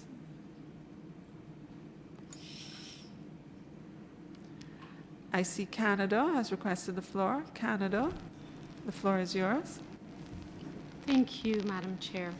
Canada thanks the Secretariat for providing a preliminary multi-year program of work for consideration by parties. Canada, however, wishes to express its concerns around adopting a full program of work for the period up to 2030 at the time of also adopting the post-2020 GBF and all its related elements. Firstly, we would like to suggest that any reference to elements that are under negotiations at COP15, such as the review of progress on implementation, be put in square bracket at this time until we have more clarity on those decisions. Furthermore, in order to ensure as much alignment as possible with the 2022-2030 multi-year program of work with the GBF and other closely related matters, Canada wishes to suggest that a preliminary multi-year program of work for up to COP16 be adopted at COP15 in order to guide the work of the parties and the Secretariat, but that the full MIPOW up to 2030 should be revised by the subsidiary body on implementation at its 4th meeting and for adoption at COP16. Canada also believes that there should be some flexibility built into the MIPOW to take into account emerging priorities and issues that would be identified at future COPs. Secondly, we believe that one of the reasons why little progress has been made by parties on some of the IT target is because they were not properly addressed in the program of work of the convention. For example, biodiversity and pollution is a good testimony of this. As such, Canada is strongly of the view that the work carried out by the CBD COP and its Secretariat for the period of 2022-2030 should be primarily aligned with the post-2020 Global Biodiversity Framework and especially the 2030 targets, as well as the mechanisms for planning, monitoring, reporting, and review, the monitoring framework, and other closely related issues. In order to achieve this, Canada is suggesting that having standing agenda items for each of the 2030 targets to be discussed throughout the time period covered by the MIPOW should be considered. We will be providing these suggestions in writing. Thank you, Chair. Thank you, Canada. I see no more requests for the floor. So we'll take the information received into consideration as we prepare the conference room paper with the help of the Secretariat. Thank you.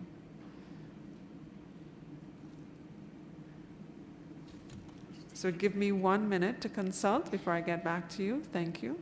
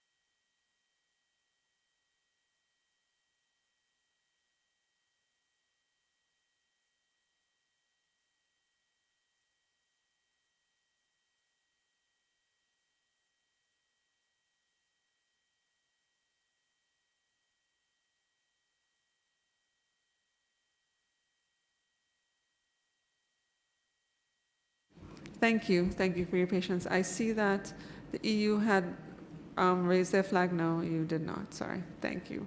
So we have little time. So I want to propose that we move forward in this way. We did promise we will not open up the Nagoya Protocol issues because of the clashes with other groups.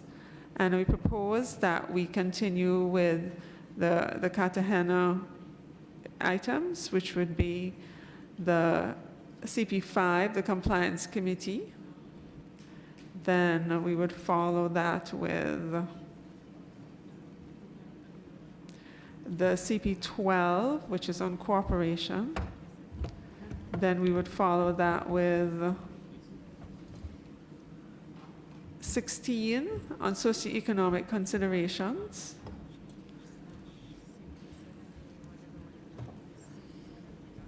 think that might be it for today. Let's see. I think that would be it for today, if that's okay. If that's okay. So I see no objections to moving forward with the 3 Cartagena protocol items, and I appreciate your ability to be flexible. Thank you very much. So at this moment, we will then start with the Cartagena protocol item. Just a second, I'm getting to it. 5 on compliance committee. So thank you. So we'll begin now with our item 5, the agenda of the Cartagena Protocol MOP related to compliance. As you recall, in the opening plenary, you heard a report of the chair of the Compliance Committee under the Cartagena Protocol on the committee's work in the intersessional period. In its consolidated report, document CBD-CP-MOP-10/2, the committee presented its recommendations in sections A to D of the annex. The recommendations made in sections B to D have been presented under agenda items 8, 9, and 10. Agenda item 5 was referred to in this working group to discuss matters related to compliance. The basis of our discussions are the recommendations by the Compliance Committee presented in section A of the annex to the committee's consolidated report. The recommendations have been reproduced in the compilation of draft decisions. I will now open the floor for interventions. As this item is under the Cartagena Protocol, I'll give priority to the list of speakers to the parties to the Cartagena Protocol. The floor is now open for interventions.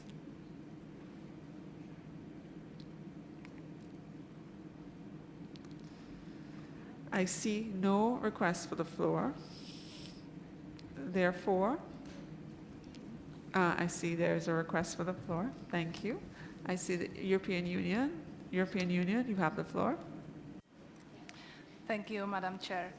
I'm speaking on behalf of the European Union and its 27 member states.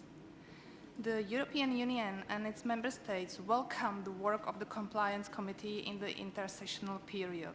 We support the recommendations provided by the Compliance Committee regarding reporting obligations and the obligation to nominate national focal points, respectively.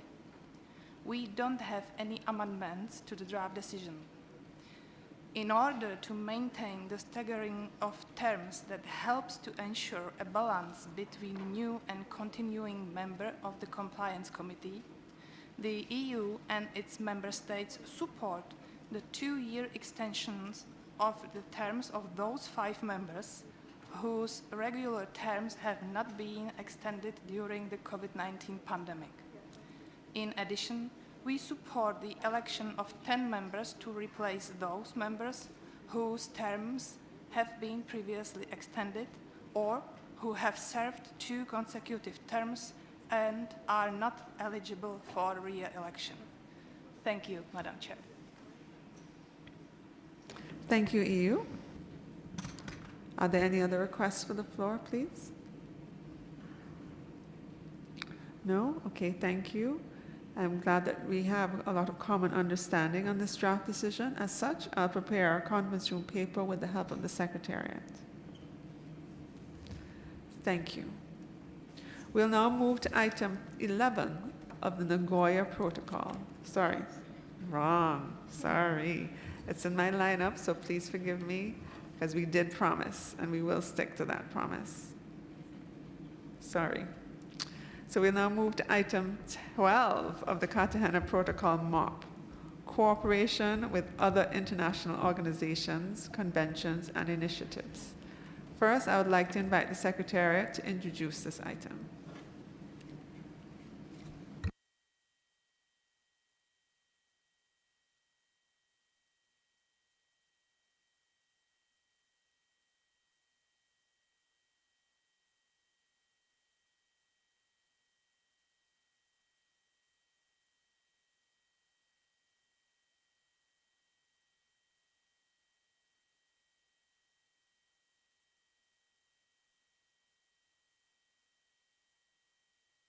Prior to the Secretariat speaking, I see the EU has another request. No, sorry. Okay. All right. Okay. Thank you. All right. So the Secretariat, when you're ready, you may take the floor. Thank you very much.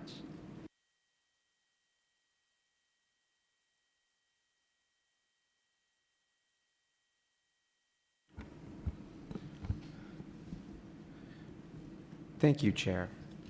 Document CBD/CP/MOP/10/8 addresses cooperation with other conventions, international organizations, and initiatives in the context of the Cartagena Protocol on Biosafety. The note also addresses cooperation on issues under the convention that are closely related to biosafety. The document provides information on cooperative activities undertaken by the Secretariat with other organizations in the intersessional period to support ratification, raise awareness, and build capacity for implementation. As noted in the conclusions to the document, cooperation with a range of organizations is important in light of the cross-cutting nature of the protocol. The Secretariat's mandate includes cooperation with other organizations, and we will continue to implement this mandate. Accordingly, the meeting may wish to consider the information in the document and note it in the report. Thank you.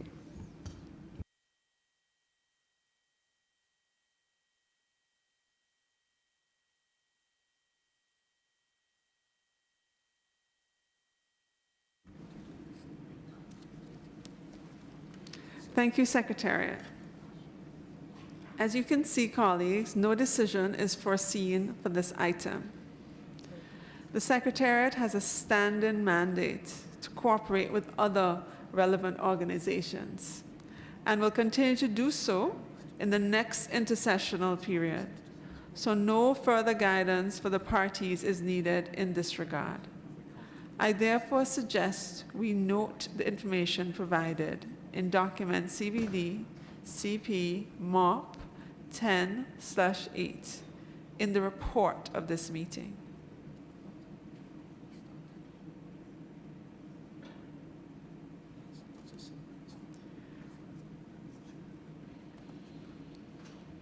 I would nonetheless like to open the floor for interventions, particularly for any organizations that may wish to speak briefly on relative cooperative activities they have undertaken in support of the Cartagena Protocol.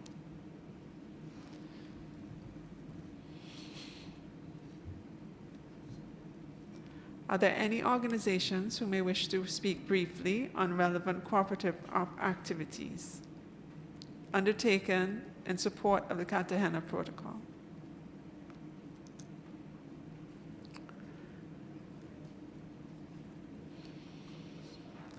I see no requests for the floor. I see AUDA, NEPAD seat. Can that seat be given the floor, please? AUDA-NEPAD seat.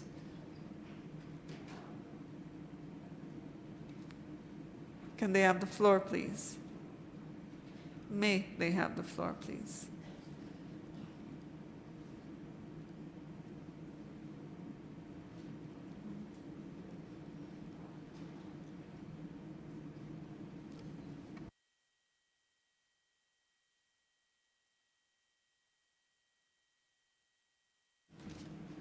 Abney, if you may press the request for the floor.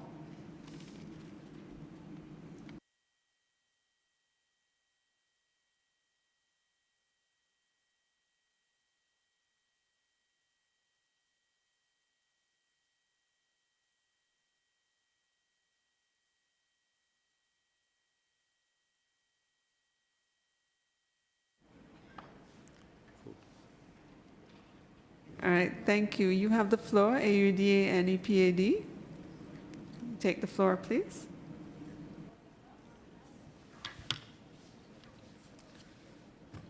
Madam Chair, we are AUDA NEPAD. We didn't ask for the floor. Sorry.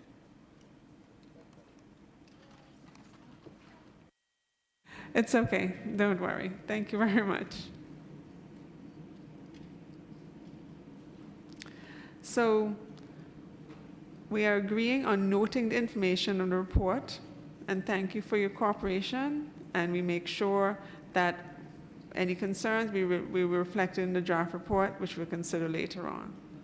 Now we'll consider CP-16, socioeconomic considerations. I will give the floor to the Secretariat to introduce this item. Secretariat, when you are ready, you may begin.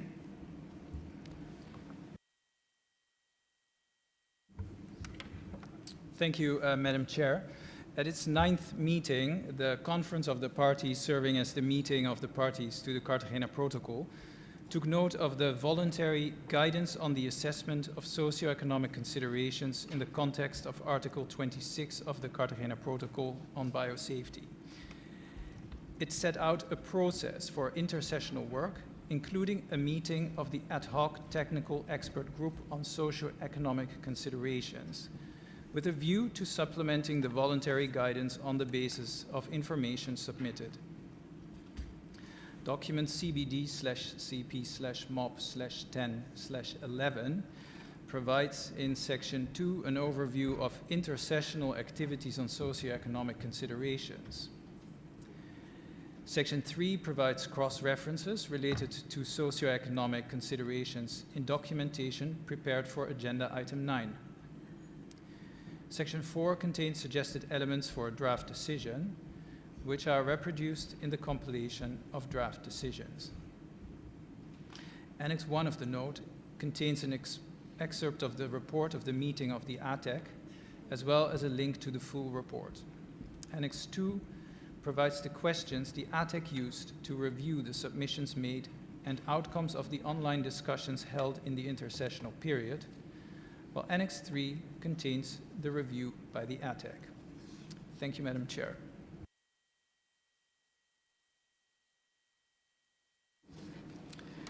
Thank you, Secretariat. We will have the first reading of this item during this session, as this matter has not been addressed by a subsidiary body. Before I open the floor to comments, I will invite you to keep your interventions brief and to make use of the facility of uploading the full statement of your intervention on the meeting website. I now open the floor for interventions. As this is an agenda item under the Cartagena Protocol on biosafety, I'll give priority to parties of the Cartagena Protocol. I will take the first intervention from Zimbabwe, followed by Norway, then Uruguay. Zimbabwe, you have the floor. Thank you. Zimbabwe is making this statement on behalf of Africa. Africa notes the views expressed on socio-economic considerations so far. Clearly, parties have very limited experience on socio-economic considerations. There has not been significant progress on the expected deliverables by the current ATEC. In view of this, Africa recommends the need to reevaluate the terms of reference, reconstitute the ATEC on socio-economic considerations, and adequately resource it if its mandate is to be extended. Further, as per Article 26.2, parties should be encouraged to cooperate on research and information exchange on any socio-economic impacts of living modified organisms, especially on indigenous and local communities. Thank you. Thank you, Zimbabwe. We'll now hear from Norway, followed by Uruguay, and then the EU.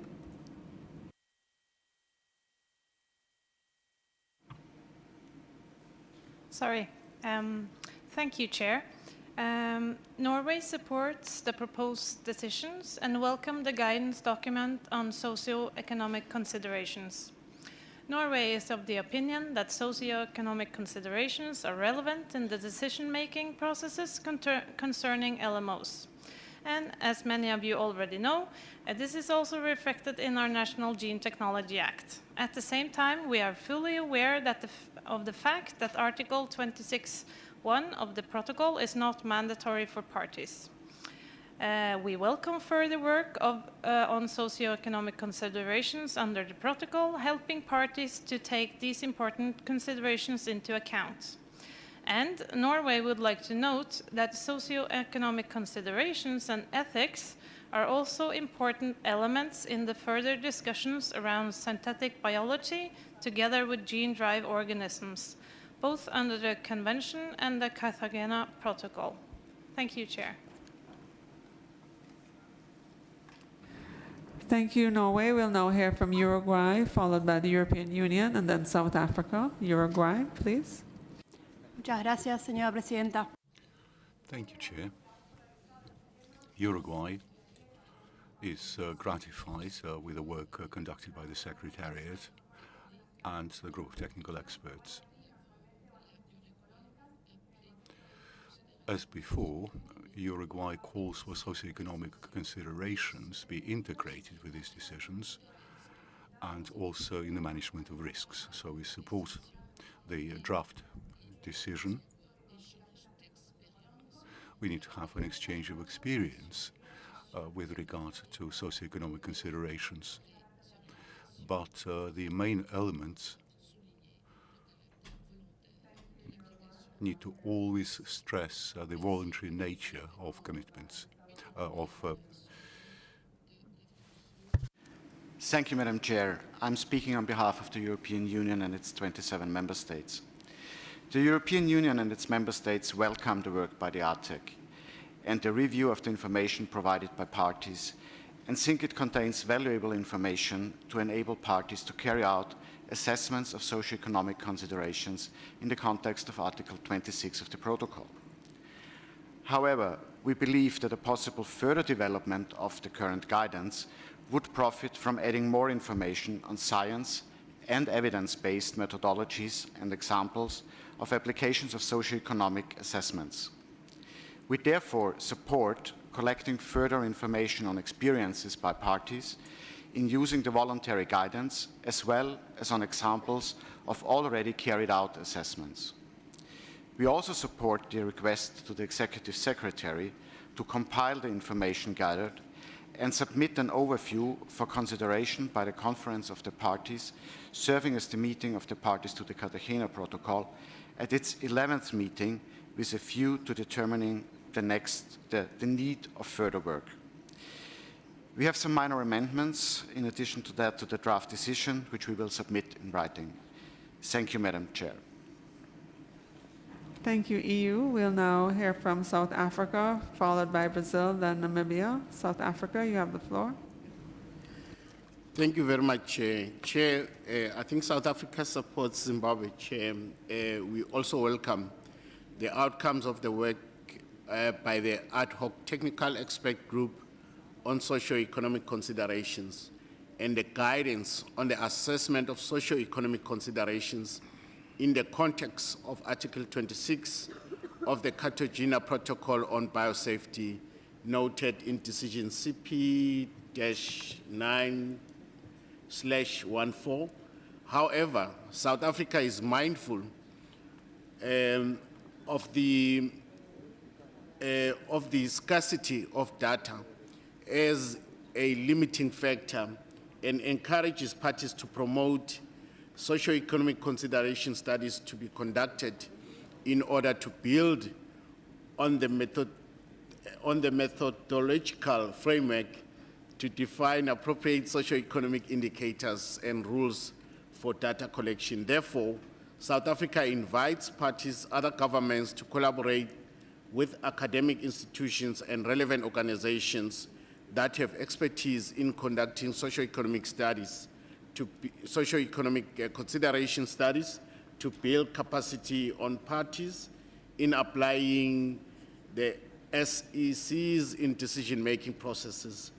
We further note the analysis of indicator 1.7.4 on the number of parties using the guidelines on the SECs and notes that a number of parties take socio-economic consideration yet to different degrees. Thank you very much, Chair. Thank you. Thank you, South Africa. We'll now hear from Brazil, followed by Namibia and Cote d'Ivoire. Brazil, you have the floor. Thank you, Madam Chair, for giving us the floor. We welcome the presentation of the draft decision on socioeconomic considerations, even acknowledging the relevance of this topic.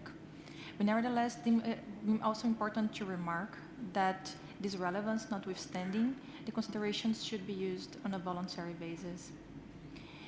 We further deem it important to recall decision CP-9/14, according to which nothing contained in the voluntary guidance on the assessment of socioeconomic considerations should be interpreted or used to support non-tariff barriers to trade. Finally, we welcome the exchange of experiences in this topic, but in light of different conditions and local conditions and contexts, we would caution against directly translating specific requirements from one country or region to the other. And text suggestions on those lines, according to these remarks, will be presented in writing. Thank you, Madam Chair. Thank you, Brazil. We'll now hear from Namibia, followed by Cote d'Ivoire, then Ecuador. Namibia, the floor is yours. Thank you, Madam Chair. Namibia supports Zimbabwe on the need to re-evaluate the terms of reference and reconstitute the ATEC on socioeconomic considerations. Namibia would like to express its gratitude to the Secretariat for providing online discussion platforms on socioeconomic issues. Various platforms will enable parties to exchange experiences regarding the use of voluntary guidance and other socioeconomic factors in decision-making. Namibia additionally encourages parties who have created socioeconomic instruments to disseminate them via BCH and other appropriate channels. For the CPB to be fully implemented, Madam Chair, socioeconomic capacity building requires further attention. Thank you, Madam Chair. Thank you, Namibia. We'll now hear from Cote d'Ivoire, followed by Ecuador, then Paraguay. Cote d'Ivoire, the floor is yours. Merci, Madame. Thank you, Chair. Cote d'Ivoire supports the position, the common African position as put forth by Nigeria, and we commend the Executive Secretary for this decision and for the efforts put in place to apply Article 26 of the Cartagena Protocol. Nevertheless, Cote d'Ivoire would like to point out that taking awareness of these considerations would necessitate a different approach to building capacity at national level in order to ensure communication, that communication takes place, and the proper development of methodologies rooted in the assessment of risks and in compliance with national legislation. We are happy to see that this current decision pays particular attention to these elements. And so Cote d'Ivoire would like to ask the Secretariat to support the issue of appropriate documentation in order to take on board all the relevant socioeconomic considerations. I thank you, Chair. Thank you, Cote d'Ivoire. We'll now hear from Ecuador, followed by Paraguay, and then Eswatini. Ecuador, you have the floor. Muchas gracias, señora presidenta. Thank you very much, Madam Chair. We welcome the draft decision, and we recognize the effort put into it. Ecuador recognizes the importance of socioeconomic issues. However, we'd like to stress that in Article 26 of the Cartagena Protocol, there's a voluntary nature to implementation of considerations, socioeconomic considerations.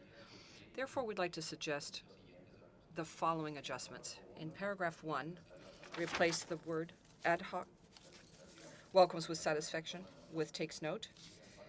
And paragraph 2, encourages instead of invites. Thank you. Thank you, Ecuador. We'll now hear from Paraguay, followed by Eswatini, then Malaysia. Paraguay, you have the floor.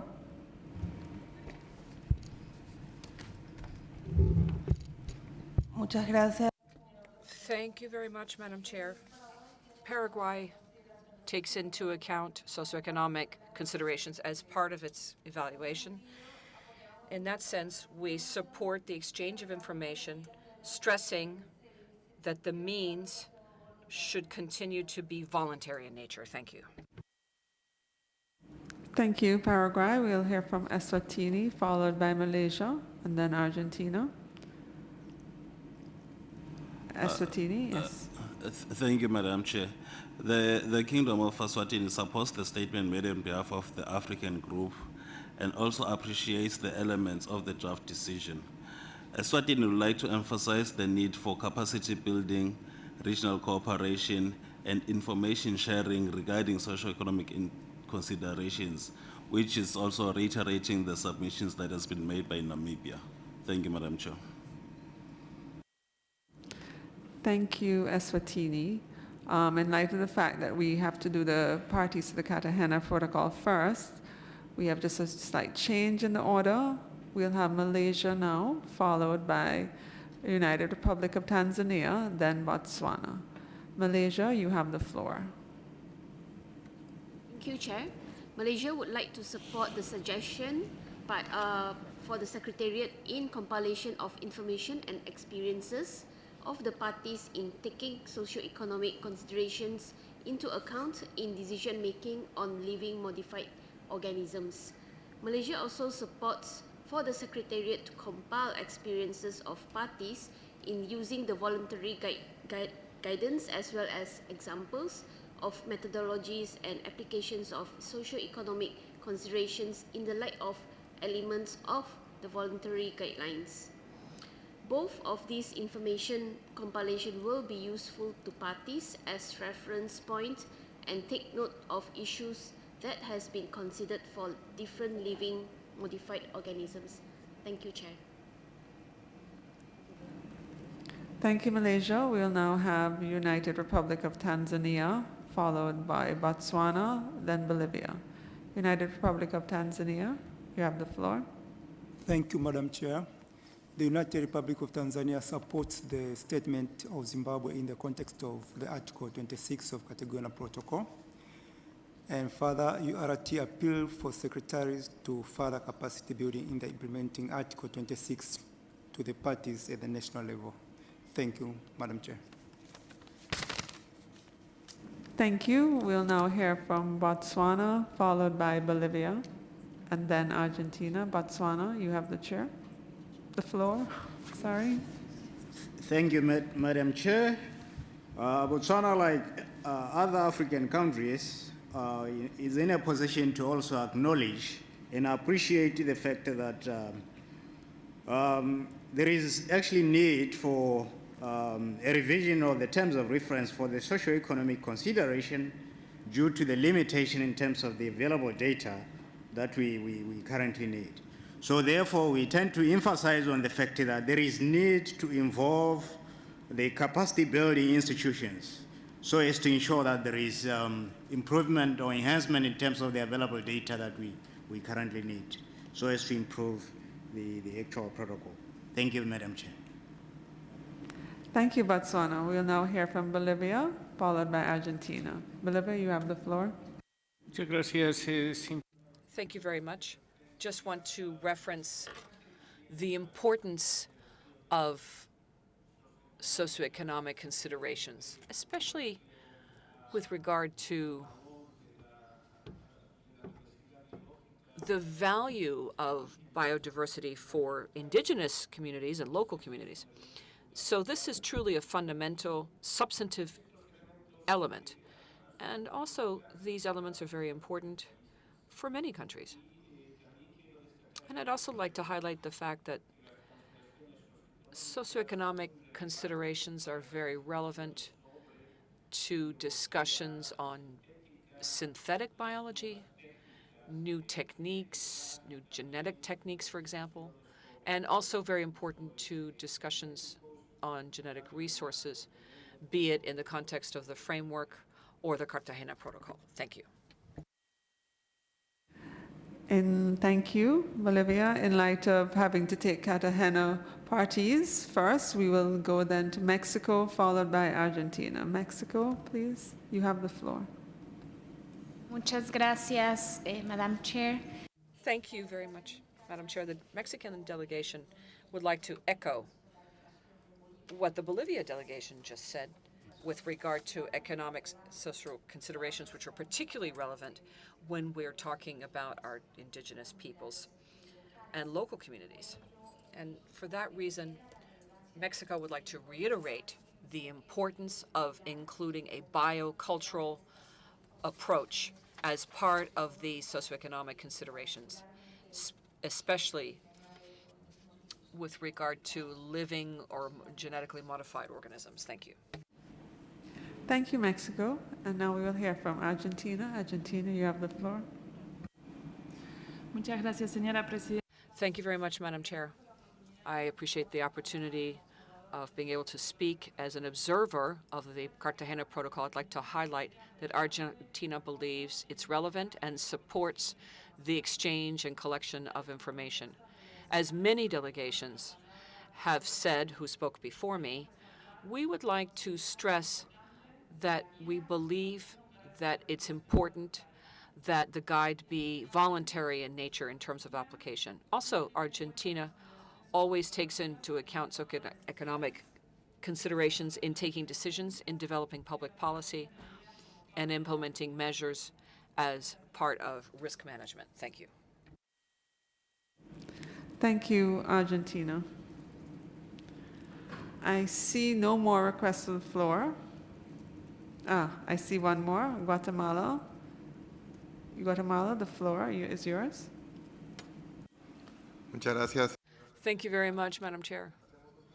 We take the floor to express our support for what the delegation of Bolivia said and Mexico in terms of the importance of socioeconomic considerations, especially for indigenous peoples and local communities, as well as for future use of these components in the context of assessment of genetic modification and other techniques that come from biotechnology. Thank you.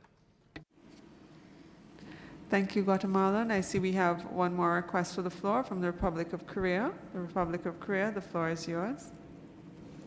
Thank you, Madam Chair. Republic of Korea is supporting the proposed document to gather and exchange more information and experiences regarding socio-economic impact assessment.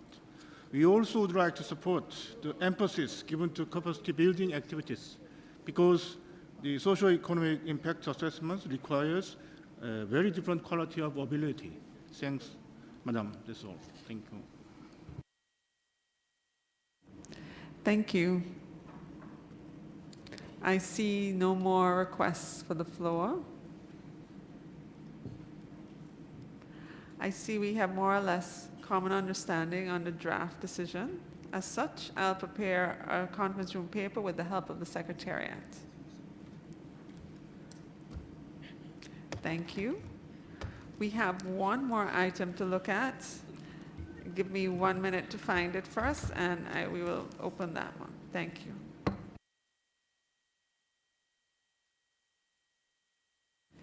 It's the review of the effectiveness of structures and processes under the CBD and its protocols. CBD-17, CP-13, NP-12. Just give me 1 minute, thank you.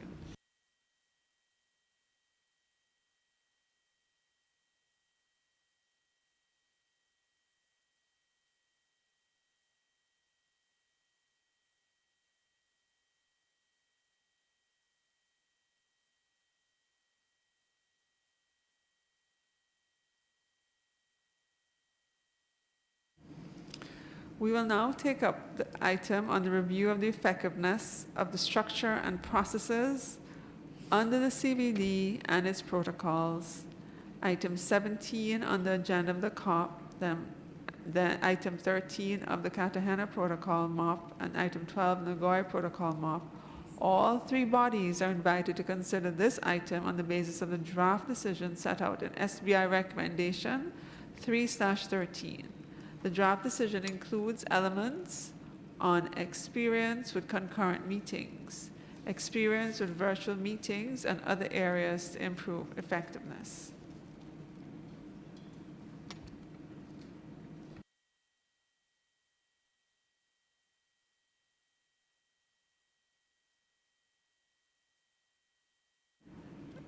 I will now open the floor to any interventions. The floor is now open.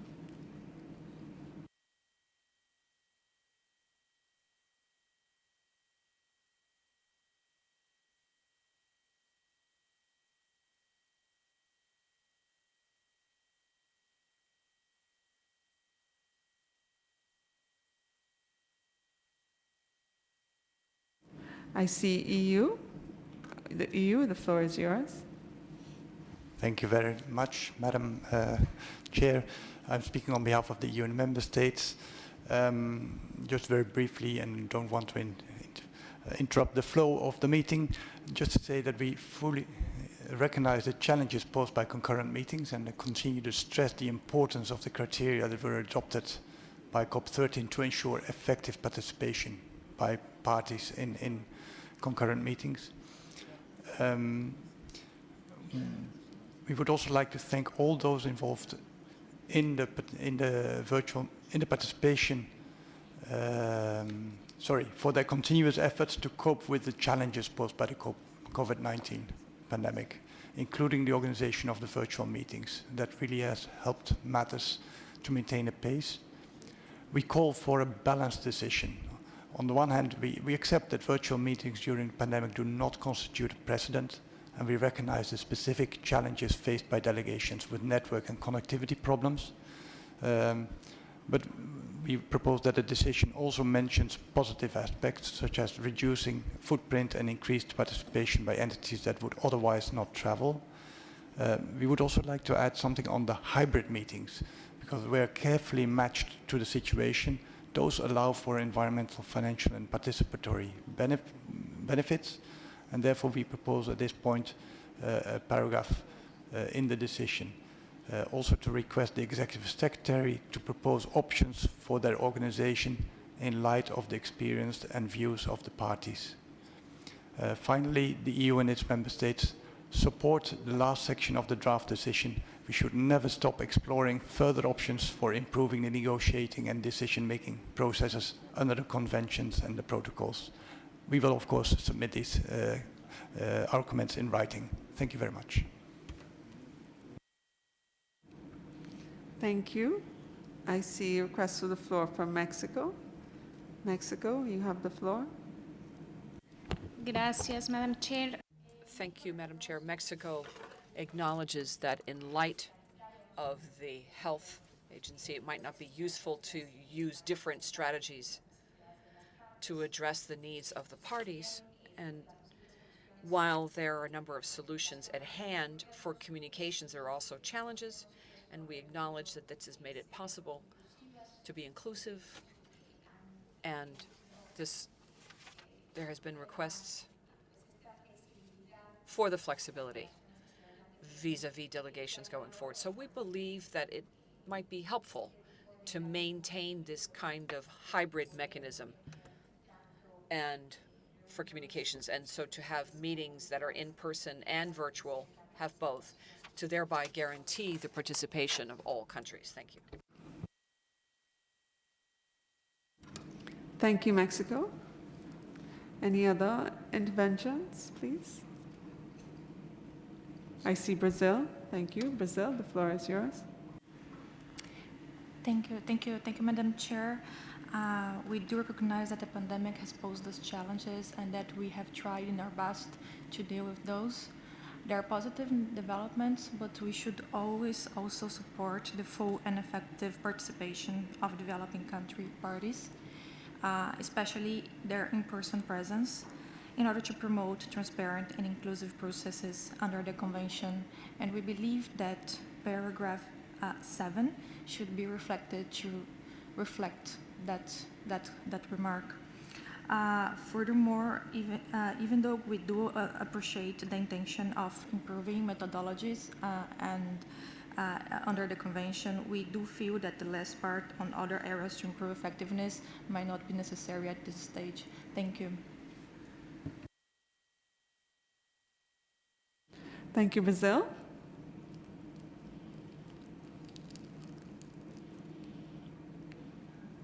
I see the UK would like to have the floor. The UK, the floor is yours. Thank you, Madam Co-Chair. Regarding this decision, I think we did talk about this back in Geneva, and we are very grateful to the Secretariat and all the parties for the flexibility that they have shown over this period in how we meet and how we work together. And we have accomplished a lot given the challenges we've faced. I just want to speak specifically on Section C, which was added in Geneva. We didn't really have time to discuss this text when it was introduced, and I think it would be useful in considering this further to understand a bit more about what some of the implications of this paragraph would be for the Secretariat, so what the budget implications might be of some of this work and on Secretariat staff. But we would also think that in looking at this paragraph that it is really important to make sure that if this work goes ahead, it's going to be taking into account the experience and the relevant studies available within the United Nations system. And we know that several other MEAs have completed similar work recently, and we don't want to duplicate that effort, although of course the exact outcomes and applicability of some of their findings will differ for us, but we should really draw on that expertise and all of the hard work they have done. Thank you. Thank you, UK.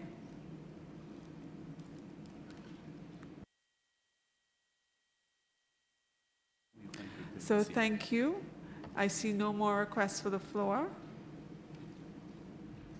Therefore, we will move ahead and prepare the CRP for consideration later. Thank you. Could you give me a minute for me to consult with the Secretariat? Thank you.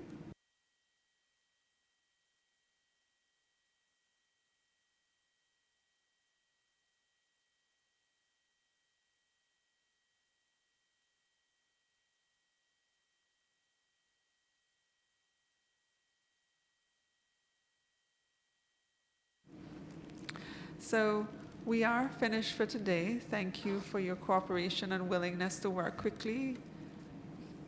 So I'll just give you some schedule updates so that you know what is happening.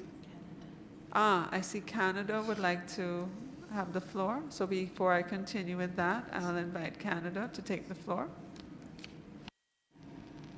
Thank you, Madam Chair, and apologies for taking the floor once again. And I might be jumping ahead here. I was just wishing to have more clarity on agenda item 18 on the multi-year program of work, as there was no next step clearly mentioned. Thank you.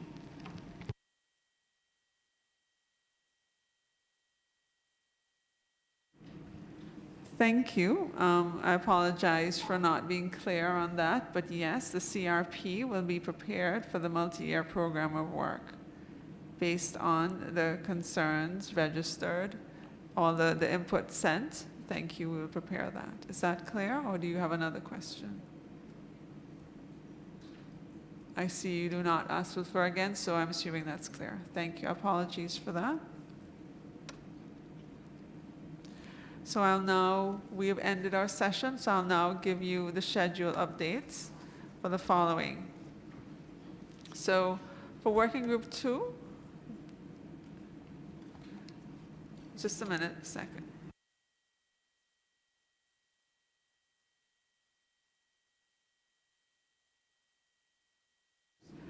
For working group 2, we will resume at 3 p.m. on the working group plenary, where we'll consider Nagoya Protocol Item 5 on compliance, the Nagoya Protocol Item 11 on cooperation, for Nagoya Protocol 15 on specialized costs, and the Nagoya Protocol 16 on Article 10.